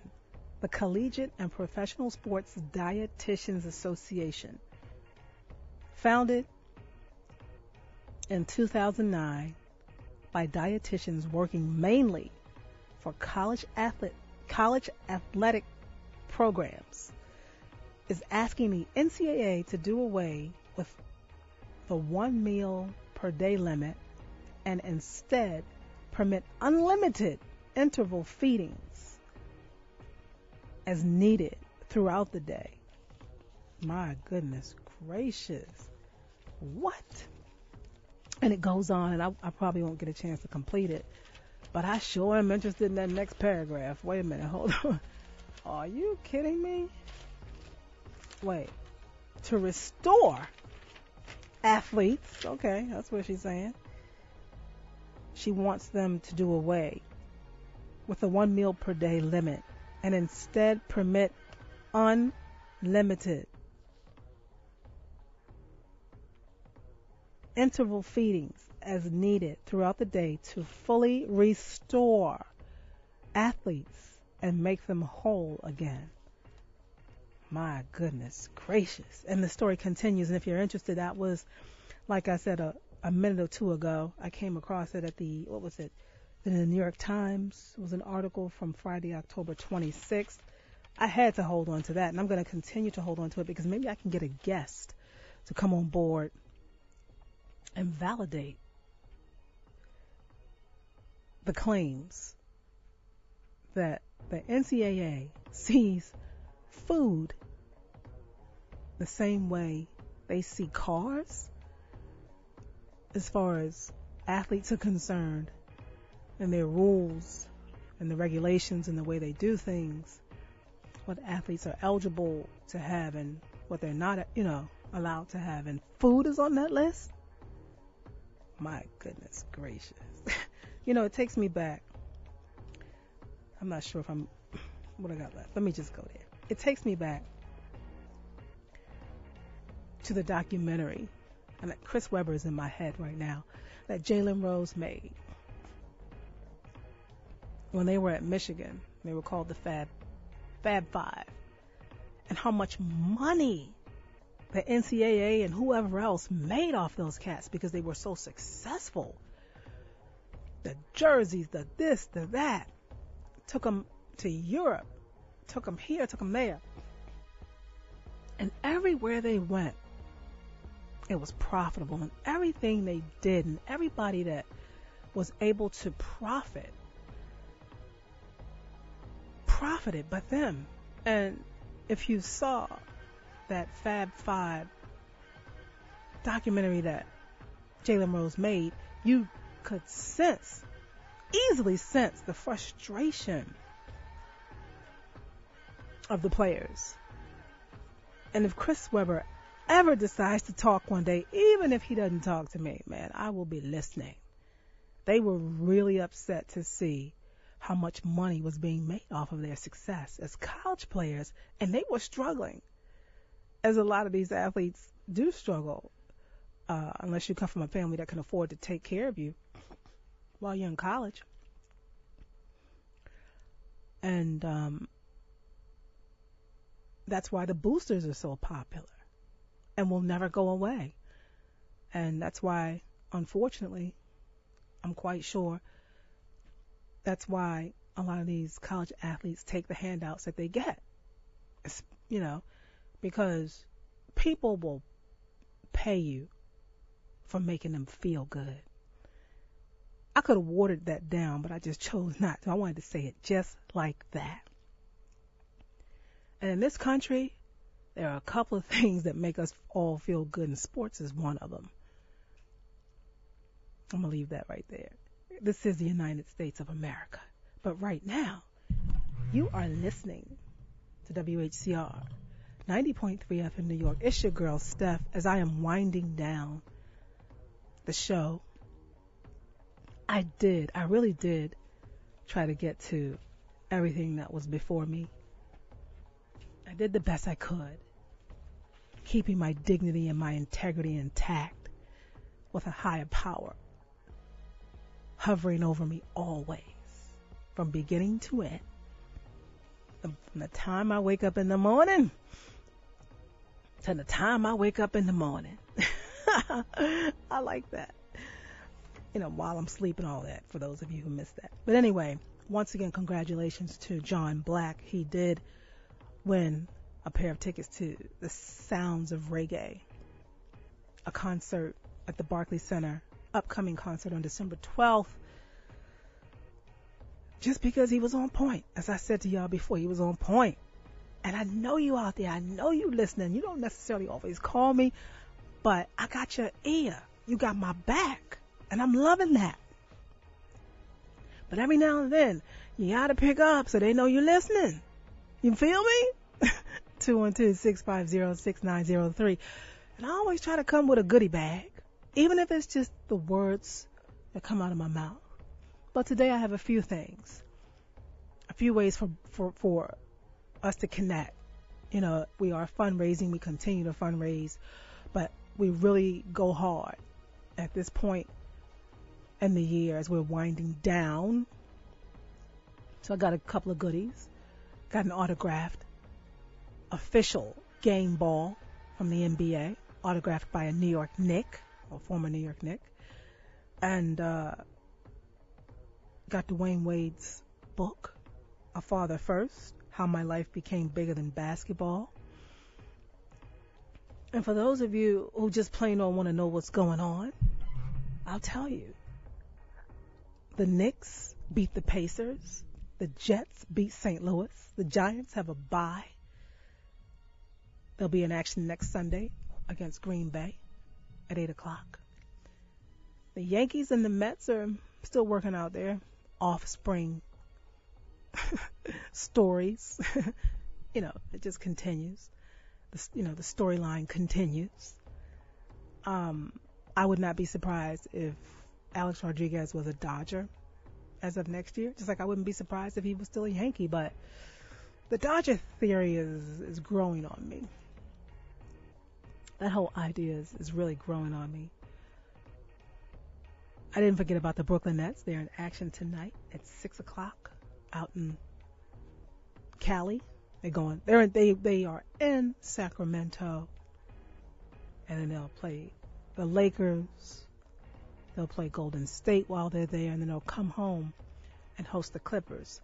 As you know, this conversation, as always, is just as much a part of yours as it is ours. Shamika Holesclaw, hold your head up, young lady. Hold your head up. Former WNBA champion. She's a champion because she was a champion before she came into the WNBA. She was down at Tennessee.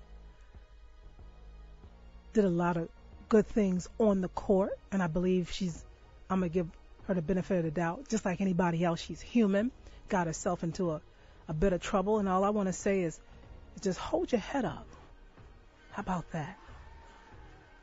Roots is up next, y'all. God bless.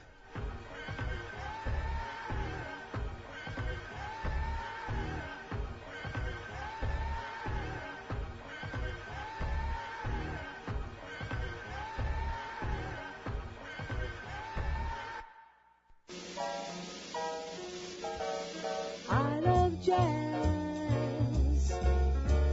love jazz. The whole world knows I love jazz. Listen up, jazz fans. I want you to get excited about your love for jazz. This is Dee Ramey, host of I Love Jazz, a new music and talk show where jazz fans meet to spread their love for jazz. Put I Love Jazz on your jazz calendar every 2 weeks on Wednesdays from 6 to 8 p.m. And tune in to hear a WHCR exclusive, the I Love Jazz fan theme song. The Jazz Challenge is on. There is no greater love for jazz than Uptown in Harlem. The future of jazz is in your hands. Reach for I Love Jazz at WHCR 90.3 FM, the voice of Harlem. I love jazz. I love jazz. The whole world knows I love jazz. Oh yeah. WHCR 90.3 FM, New York. Ibarago moyuba. Ibarago ago moyuba.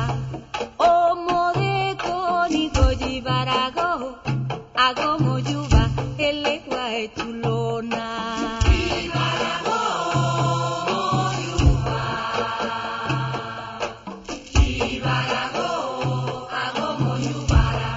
Omo de conigo ibarago ago moyuba. Elegua etulona.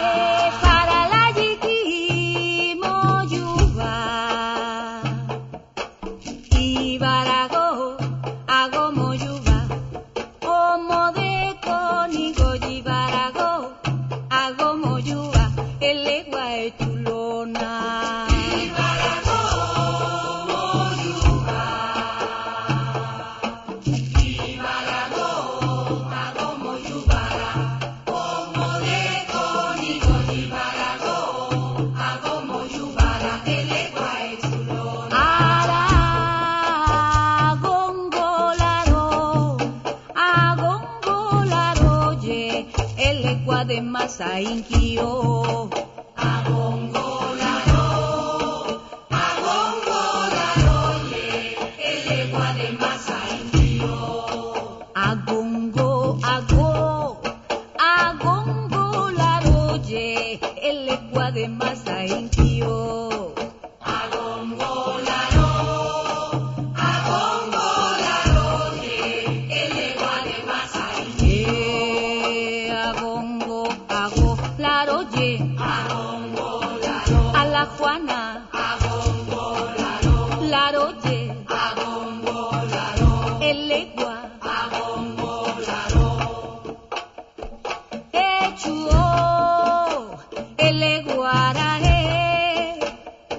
echuo, eleguara eleguara monfori vale babaoba elegua ago. Echuo, eleguara echuo, eleguara eleguara monfori vale eleguara go. Echuo, eleguara echuo, eleguara eleguara monfori vale babaoba elegua ago. Echuo, eleguara echuo, eleguara eleguara monfori vale eleguara go. Abuquenque, abuquenque, buñato palobo. Abuquenque, abuquenque, bala la Juana inquio. Abuquenque, abuquenque, buñato palobo. Abuquenque, abuquenque, elegua la Juana inquio. Abuquenque, abuquenque.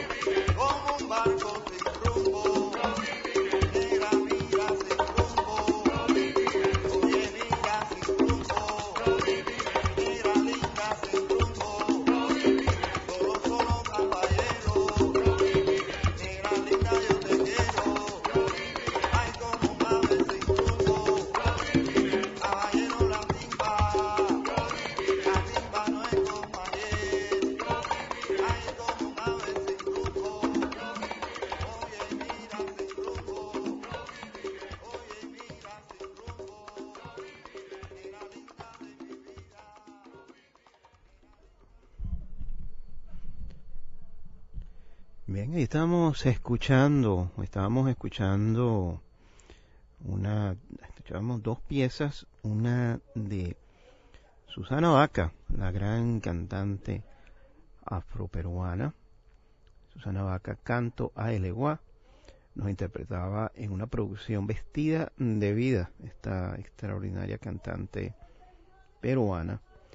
Y ahí estábamos escuchando también una producción del Smithsonian Institute, Puntilla y el conjunto Todo Rumbero, un tributo a González Asensio, o Tío Tom, como lo conocían, quien murió en 1991.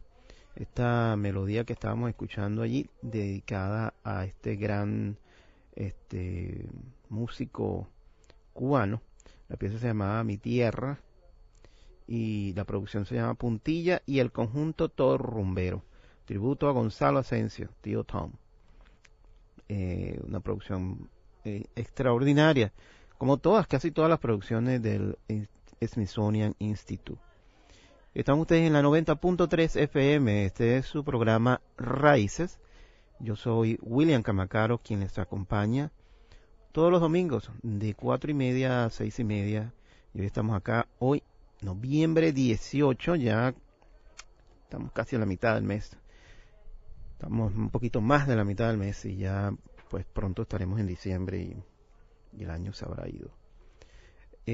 Vamos a seguir escuchando, vamos a hacer un ínter musical, vamos a estar escuchando algunas piezas y después vamos a estar conversando, vamos a conversar sobre algunas situaciones que se han dado esta semana, que son muy importantes para nosotros comentarlas y para reflexionar un poco sobre lo que está ocurriendo en la ciudad, pero también en torno de la ciudad y alrededor del mundo. Están ustedes en la 90.3 FM, este es su programa Raíces, y allí los dejo en este ínter musical para empezar con nuevamente Susana Baca y una pieza que es muy conocida de esta, bueno, no es de esta cantautora, la pieza es realmente de Ali Primera, cantautor venezolano, y ella le ha hecho un arreglo muy especial a esta melodía. La pieza se llama José Leonardo, interpretado por, como dije anteriormente, Susana Baca.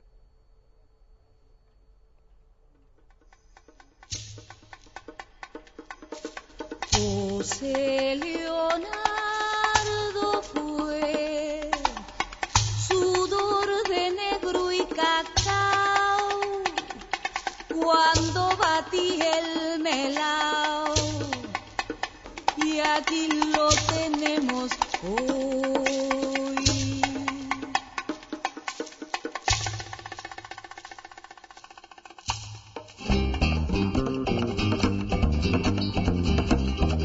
José Leonardo fue sudor de negro y cacao cuando batí el melao, y aquí lo tenemos hoy.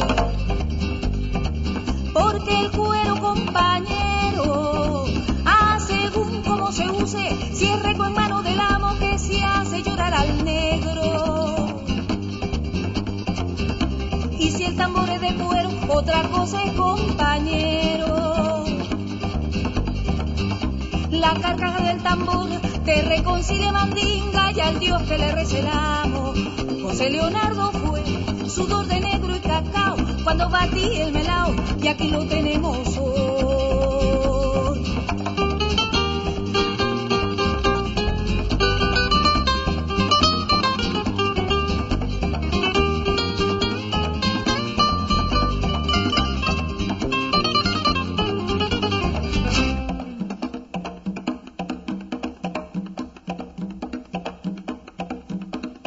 Ánimas de San Benito, líbrame de la culebra, que del mantuano me libro yo. Si la culebra es la misma, ¿quién es el mantuao?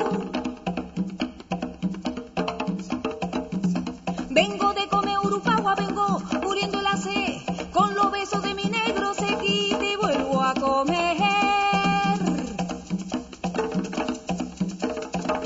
Manapilón, café tostado, mi negro en la nochecita sigue hueliendo a cacao.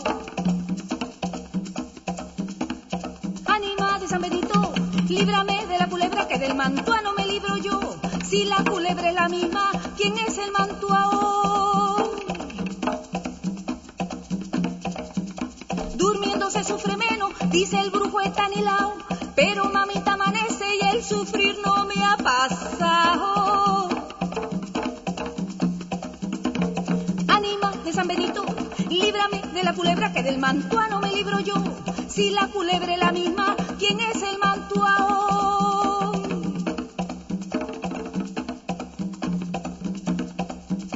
Ese negro resabiao, ese negro no quiere amor, con ese negro no hay buey, porque son sus brazos su ley, con ese negro no hay buey.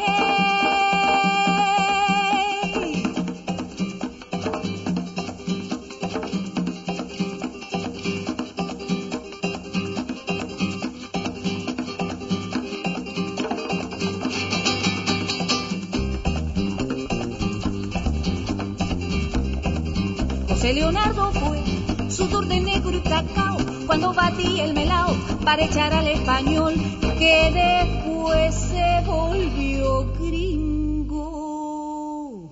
Y aquí lo tenemos hoy.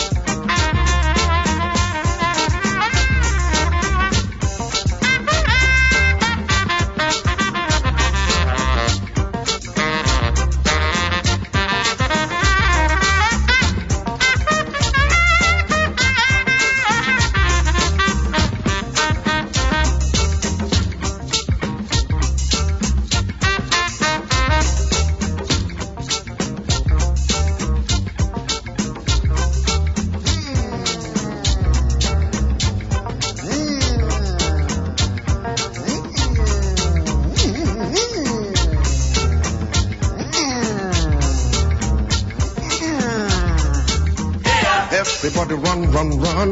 Yeah. Everybody scatter, scatter. Yeah. Some people lost some bread. Yeah. Someone nearly died. Yeah. Someone just died. Yeah. Police they come, Hammy they come. Yeah. Confusion everywhere. Yeah. 7 minutes later, all don't cool down, brother. Police don't go away. Army don't disappear. Them leave sorrow tears and blood. Them regular trademark. Them live sorrow, tears and blood. Them regular trademark. Them regular trademark. Them regular trademark. That is why everybody run, run, run. Everybody scatter, scatter. Someone nearly died. Some people lost some bread. Someone just died. Police they come, army they come. Confusion everywhere. 7 minutes later, all done good and brother. Police don't go away, army don't disappear. Them live sorrow, tears and blood. Them regular trademark. Them live sorrow, tears and blood. Them regular trademark. Them regular trademark. Them regular trademark. La la la la. My people say they fear too much. We fear for the thing we no see. We fear for the air around us. We fear to fight for freedom. We fear to fight for liberty. We fear to fight for justice. We fear to fight for happiness. We always get reason to fear. We no one die. We no one wound. We no one quench. We no one go. I get one child. My mother for house. My party for house. I want build house. I don't build house. I no one quench. I want enjoy. I no one go. So policeman go slap your face. You know go talk. Army man go whip your yash. You go they look like donkey. Rhodesia they do them own. Our leaders they have for nothing. South Africa they do them home. Them live sorrow, tears and blood. Them regular trademark. Them regular trademark. Them regular trademark. Them regular trademark. Them regular trademark. Regular trademark. Them regular trademark. That is why everybody run, run, run. Everybody scatter, scatter. Some people lost some bed. Someone nearly died. Police they come, army they come. Confusion everywhere. And so time when they go. Time no wait for nobody. Like that. But police go they come, army go they come with confusion in style like this.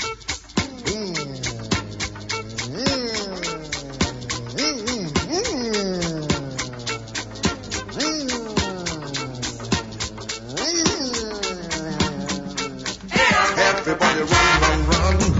Everybody scatter, scatter. Some people lost some bread. Someone nearly died. Someone just died. Police they come, army they come. Confusion everywhere. 7 minutes later, all don't cool down, brother. Police don't go away. Army don't disappear. Them live sorrow, tears and blood. Them regular trademark. Them regular trademark. Them regular trademark. Them live sorrow, tears and blood. Them regular trademark. That is why everybody run, run, run. Everybody scatter, scatter. Some people lost some bread. Someone nearly died.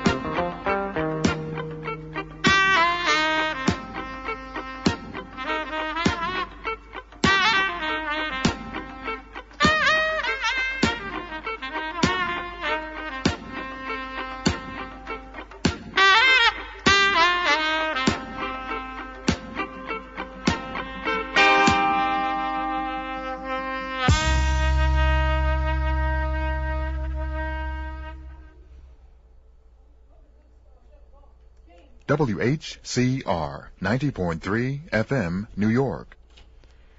Y allí estábamos escuchando a uno de los grandes de la música. Estábamos escuchando a Fela Kuti. Fela Kuti, activista, cantante, músico y creador del Afrobeat, nigeriano, que muriera pues no hace mucho. Y esta pieza que escuchamos se llamaba Sorrow, Tears and Blood. Tristeza, lágrimas y sangre, se llama la melodía que escuchábamos. Están ustedes en la 90.3 FM, este es su programa Raíces.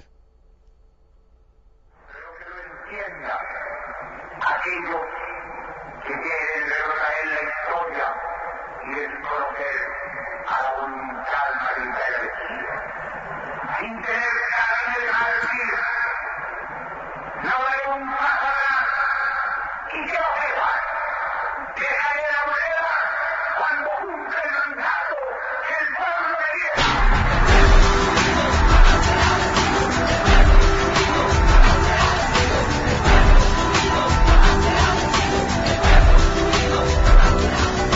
Allende, presidente, te vengo a saludar.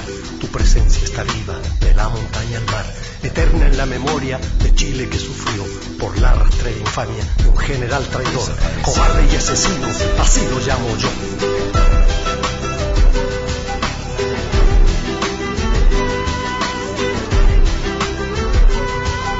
Allende, presidente, usted fue la esperanza de un mundo de justicia, sin odios ni venganza.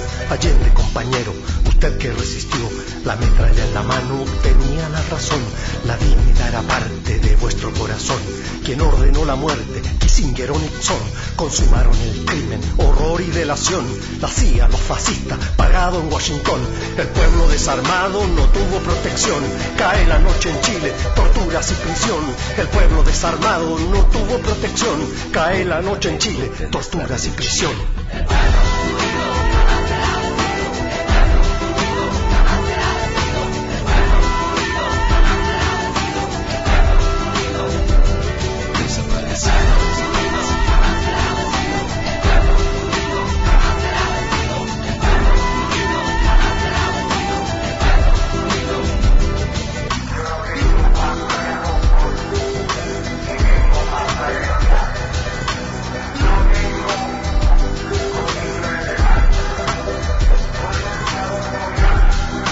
Allende combatiente, maestro presidente, los hijos de la patria hoy te dicen presente. La luz de tu memoria, lealtad, valentía, quedaron en la historia como una profecía. La justicia demora, pero al fin llega un día. Presidente chileno, hermano, compañero, volvemos a cantar, contigo venceremos.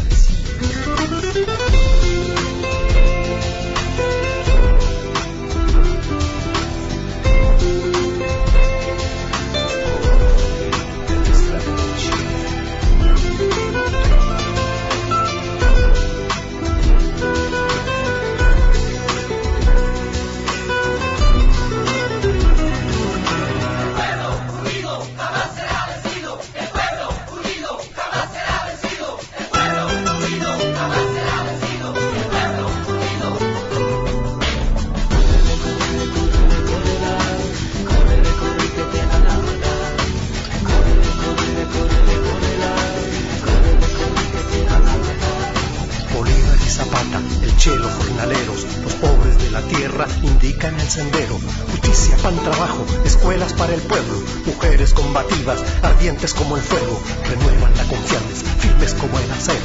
30 años han pasado, vuelves a aparecer, los traidores se pudren, se morirán de sed, tu imagen se agiganta, tus ideas también, el pueblo nunca olvida a quien lo quiso bien, y escriben en los muros, vuelves a florecer.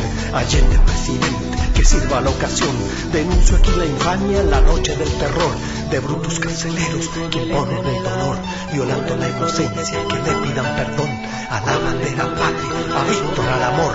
Córrele, corre, que te van a matar. Córrele, corre, córrele, corre, que te van a matar. Córrele, corre, córrele, córrela. Córrele, corre, que te van a matar. Córrele, corre, córrela. Córrele, corre, que te van a matar. Córrele, corre, córrela. Córrele, corre,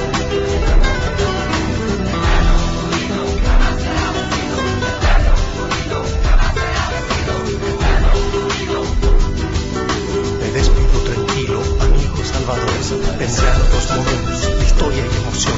El cuento no termina cantando esta canción. Seguiremos luchando con fuerza, con pasión. Semilla que sembraste por la revolución. Semilla que sembraste por la revolución. Semilla que sembraste por la revolución. Semilla que sembraste por la revolución. Semilla que sembraste por la revolución.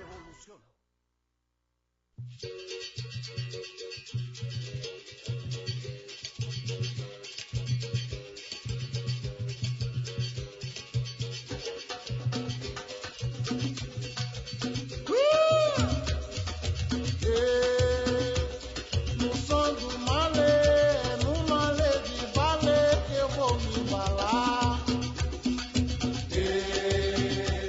No som do malê, no malê de balé que eu vou me embalar. No malê de balé, Ogum fez o seu congá. É lá que se vai bater pra esse orixá. O toque do agarrum, o povo vai rodear, chamando a nação pra ouvir o som e jejar. Ó Palogum, ora minha, Ogum de lei, deixa descer o da falange.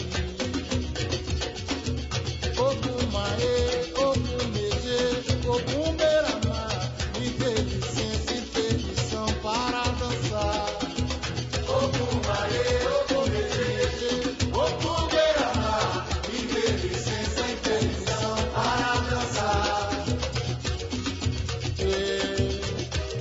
No som do malê, no malê de balé que eu vou me embalar. No som do malê, no malê de balé que eu vou me embalar. Lá no malê de balé, Ogum fez o seu congá. É lá que se vai bater pra esse orixá.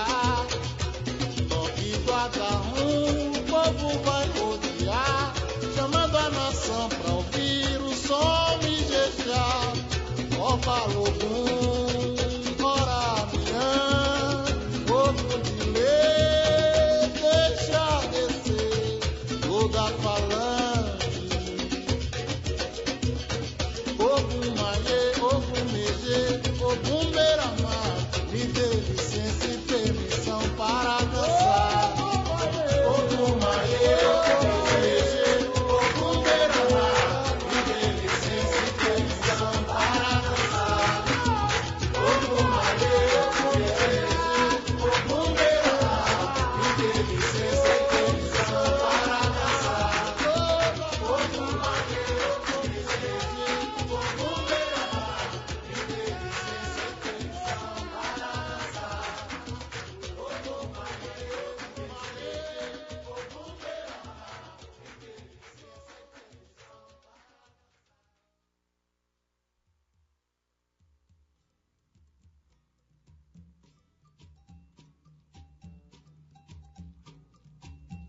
licença e A força do meu peixe é dolore. O canto que eu canto aqui é dolore.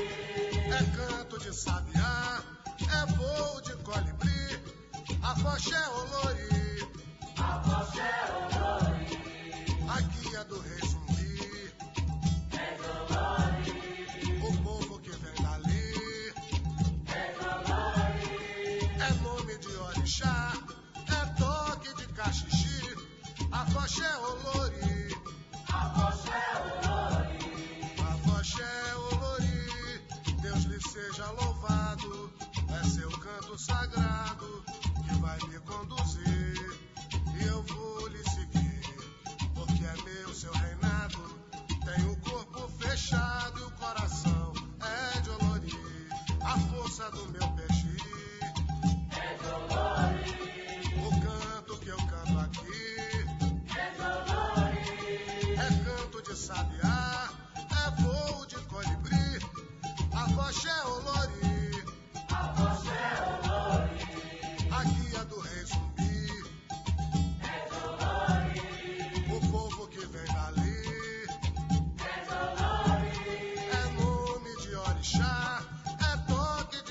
xixi. Afoxé olori, afoxé olori, afoxé olori. Deus lhe seja louvado, é seu canto sagrado que vai me conduzir. E eu vou lhe seguir, porque é meu seu reinado. Tem o corpo fechado e o coração é de olori. Ê, afoxé olori baba, oh que olori baba. A força do meu peixe é de olori. O canto que eu canto aqui é de olori. É canto de sabiá, é voo de colibri. Afoxé olori, afoxé olori. A guia do rei zumbi é de olori. O povo que vem dali é de olori. É nome de orixá, é toque de cachixi. Afoxé olori, afoxé olori. A força do meu peixe é de olori. O canto que eu canto aqui é de olori. É canto de sabiá, é voo de colibri. Afoxé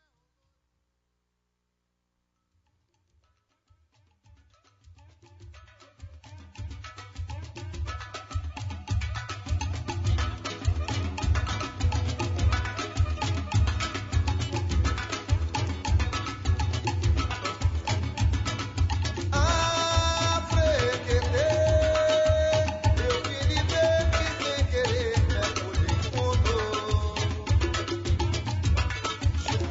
Já cansou de me dizer que seu calor é que faz meu mundo.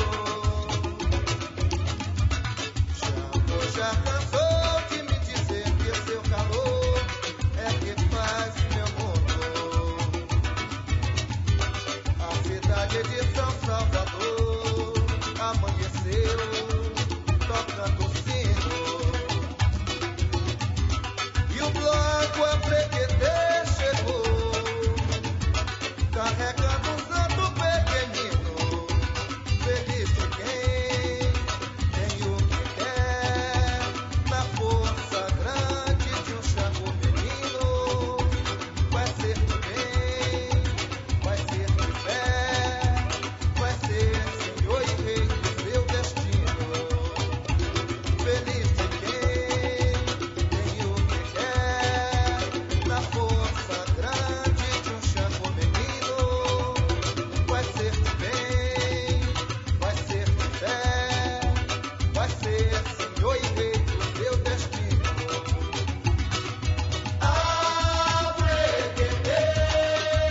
Eu virei sem querer, mergulhei fundo.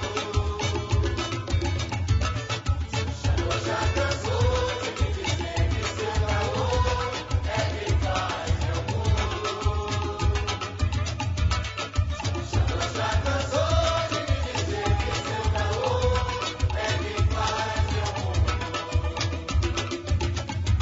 Foi no chão de Salvador, Bahia, que eu risquei o meu caminho. E o menino que é meu guia nunca me deixou sozinho.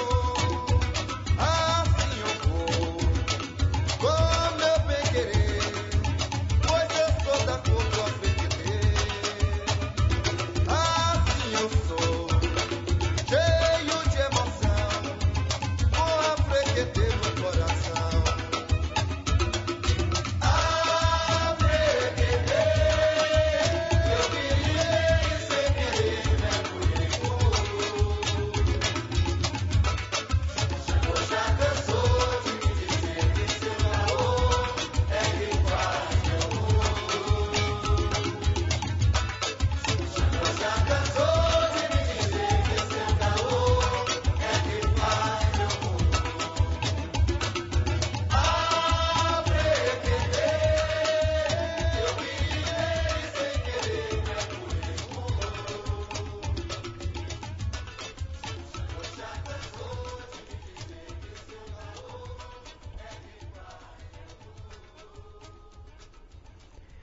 Bien, ahí estábamos escuchando 3 extraordinarias melodías que nos llegan de Bahía. Ame de Vale, de Lazo, y Olori, de Paulo César Piñeiro, y Afrequeté de Gilson Nascimento. Esta es una extraordinaria producción. Todas estas melodías nos llegan de Bahía, de Brasil, que estamos acá escuchando. Y antes escuchábamos también una pieza que estaba dedicada a Salvador Allende. La pieza se llama Allende Presidente, una melodía que nos recuerda al presidente Allende y lo ocurrido ese nefasto 11 de septiembre de 1973, cuando un golpe de Estado coordinado por el Departamento de Estado, que en ese momento lo dirigía era el señor Henry Kissinger, pues asesinan al presidente legítimamente electo de Chile, Salvador Allende, que posteriormente ocasionó pues un gran éxodo de chilenos que pues salieron de Chile alrededor del mundo, huyendo de una de las dictaduras más férreas que ha existido en el continente. Pero también creó una situación en donde más de aproximadamente 30.000 chilenos fueron asesinados y un número significativo de ellos pues se dio al exilio. Lo contaba Ángel Parra, el hijo de Violeta Parra. Allende Presidente. Están ustedes en la 90.3 FM. Este es su programa Raíces. Y bueno, vamos a comentar algo que probablemente ya ustedes conocen, que ha venido ocurriendo toda esta semana. De seguro que lo conocen bien porque ha sido noticia en todos los medios de comunicación. Ha estado en todos lados esta noticia del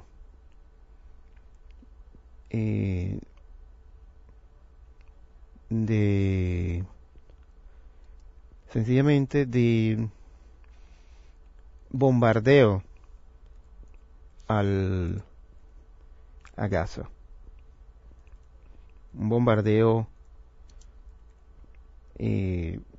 nefasto. Un bombardeo en el cual han muerto una gran cantidad de gente y en donde hay pues una posición bien interesante, porque Israel ha asegurado, desde Tel Aviv se asegura que la idea de esta incursión o de este bombardeo es llevar a Gaza a la época de piedras, ¿no? Asimismo le indican las autoridades israelitas. Israel aseguró que si el ejército de su país invade Gaza en el marco de la operación Pilar Defensivo, será para ir hasta el final, en el marco de la escalada de violencia que en 4 días cobró más de 40 muertos en ese país y grupos armados palestinos que responden a la acción de Hamas. Además, dice el jefe del Estado israelí, estamos preparados para una operación terrestre a gran escala, si resulta necesaria. Pero cabe destacar que si el ejército entra a Gaza, no puede parar a la mitad, tiene que ir hasta el final, declaró el ministro Avigdor Lieberman, cerca de Haifa, en el norte de Israel. El jefe de la diplomacia israelí lamentó que en la última invasión de Gaza, hace 4 años, durante la operación Plomo Fundido, Israel pagó un alto precio en términos de opinión mundial por la muerte de 1.400 palestinos, en su mayoría civiles, y sin embargo no logró su objetivo. En Tel Aviv sonaron las alarmas por tercera vez desde el jueves pasado, tras derribar hoy el sistema antimisil israelí. Llamado cúpula de acero o cúpula de hierro. Un cohete disparado desde Gaza, informó el ejército de Israel. Ahora bien, esto es interesante porque no se puede comparar el bombardeo indiscriminado, brutal y bestial de una potencia como lo es el Estado de Israel, el Estado sionista de Israel, no se puede comparar con los bombardeos que le hayan podido haber hecho los palestinos, una nación que además ha sido disminuida, le han quitado su territorio. Esto es como diríamos nosotros, es como si mañana México se convirtiera en una superpotencia y le dijera a Estados Unidos, mira, ¿tú sabes qué? Yo voy a ocupar todas esas tierras porque esas tierras me pertenecían. Y entonces México llega y diga, bueno, voy a apoderarme de California, voy a apoderarme de Carolina del Norte, Carolina del Sur, voy a apoderarme de Florida, empiecen a apoderarse de todos esos estados del sur, ¿no? Que le pertenecían a México. Obviamente, allí, en esa zona, no existía, o sea, cuando el Estado de Israel, cuando existía el Estado palestino, después de la Segunda Guerra Mundial, allí no existía el Estado judío, no había. Por más de 1000 años no existió ese Estado. Entonces, se le otorga un derecho, es algo inconcebible, o sea, quiere decir que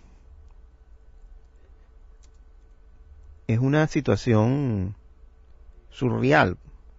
Es como porque si vamos a pensar así, entonces 1000 años atrás las fronteras no eran como son ahora, y entonces todos nos tendríamos que matar porque habrían naciones que reclamarían territorios que les pertenecieron 1000 años atrás.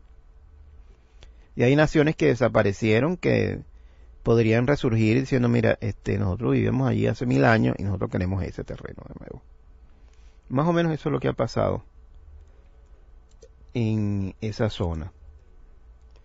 Con todo el apoyo de los Estados Unidos, con todo el apoyo de los impuestos de los norteamericanos que anualmente le donan generosamente al Estado de Israel más de $2.000 millones.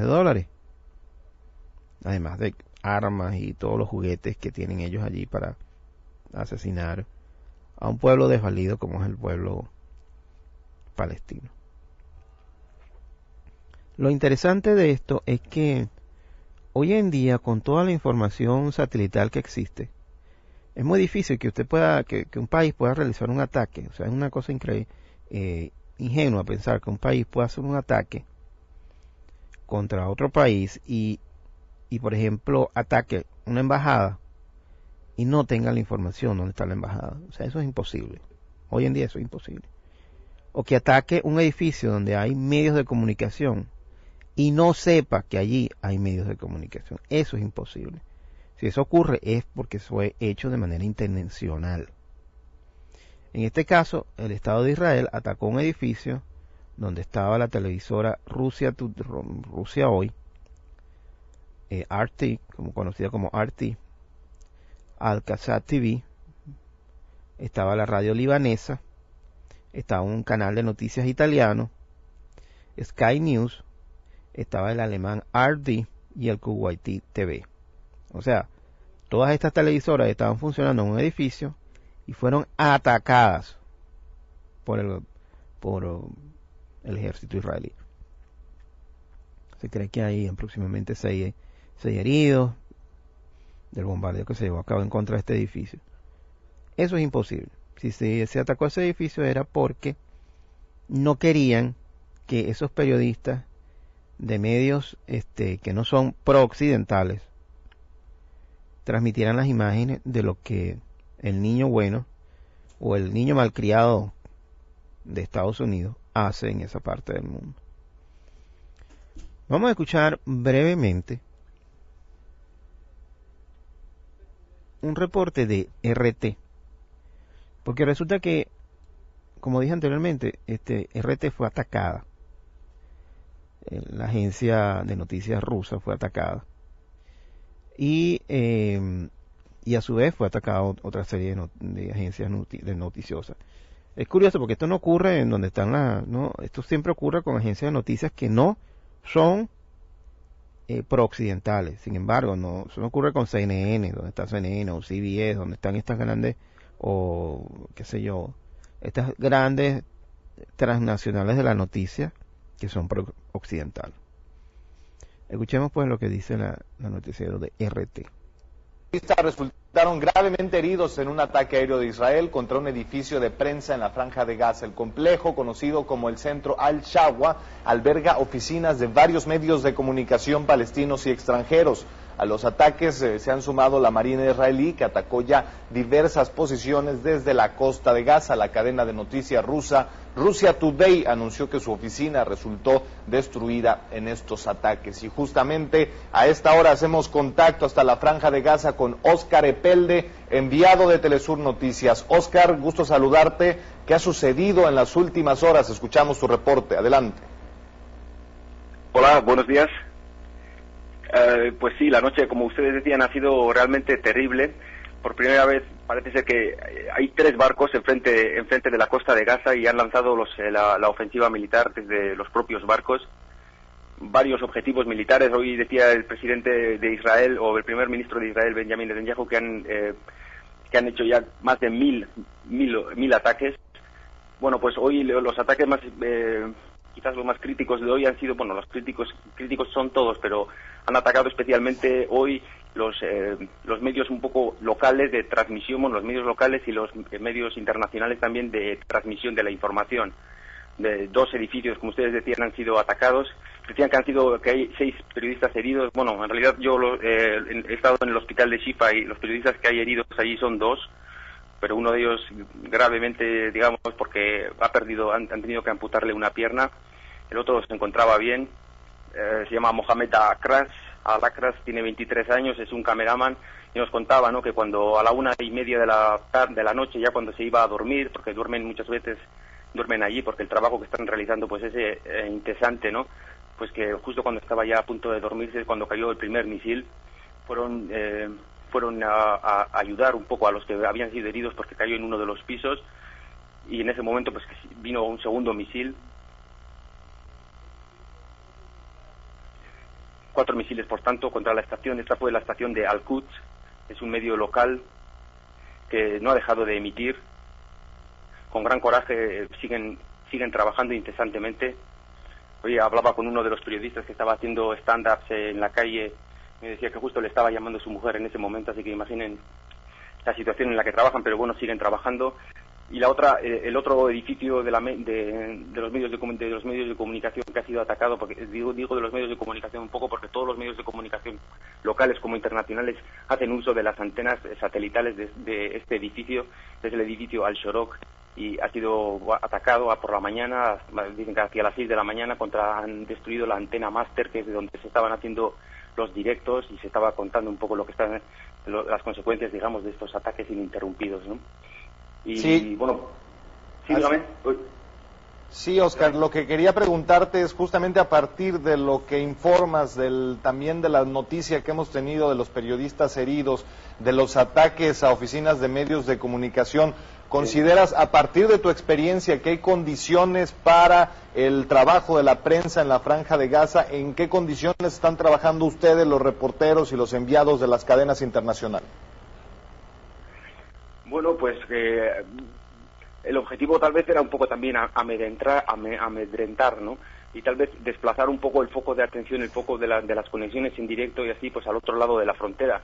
Que yo no sé bien, pero también deben estar sufriendo un poco esa lluvia de cohetes. Ustedes decían que eran cohetes caseros, que eran cohetes, artefactos caseros. Bueno, no tanto, parece ser que llegan hasta Tel Aviv y a Jerusalén. Y ahí también deben estar sufriendo la caída de los cohetes, aunque bueno, ahí están las cifras, ¿no? Aquí hay, según el Ministerio de Salud, 52 muertos y más de 500 heridos.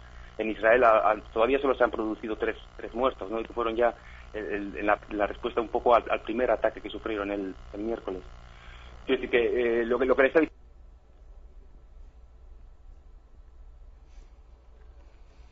Bien, estábamos escuchando pues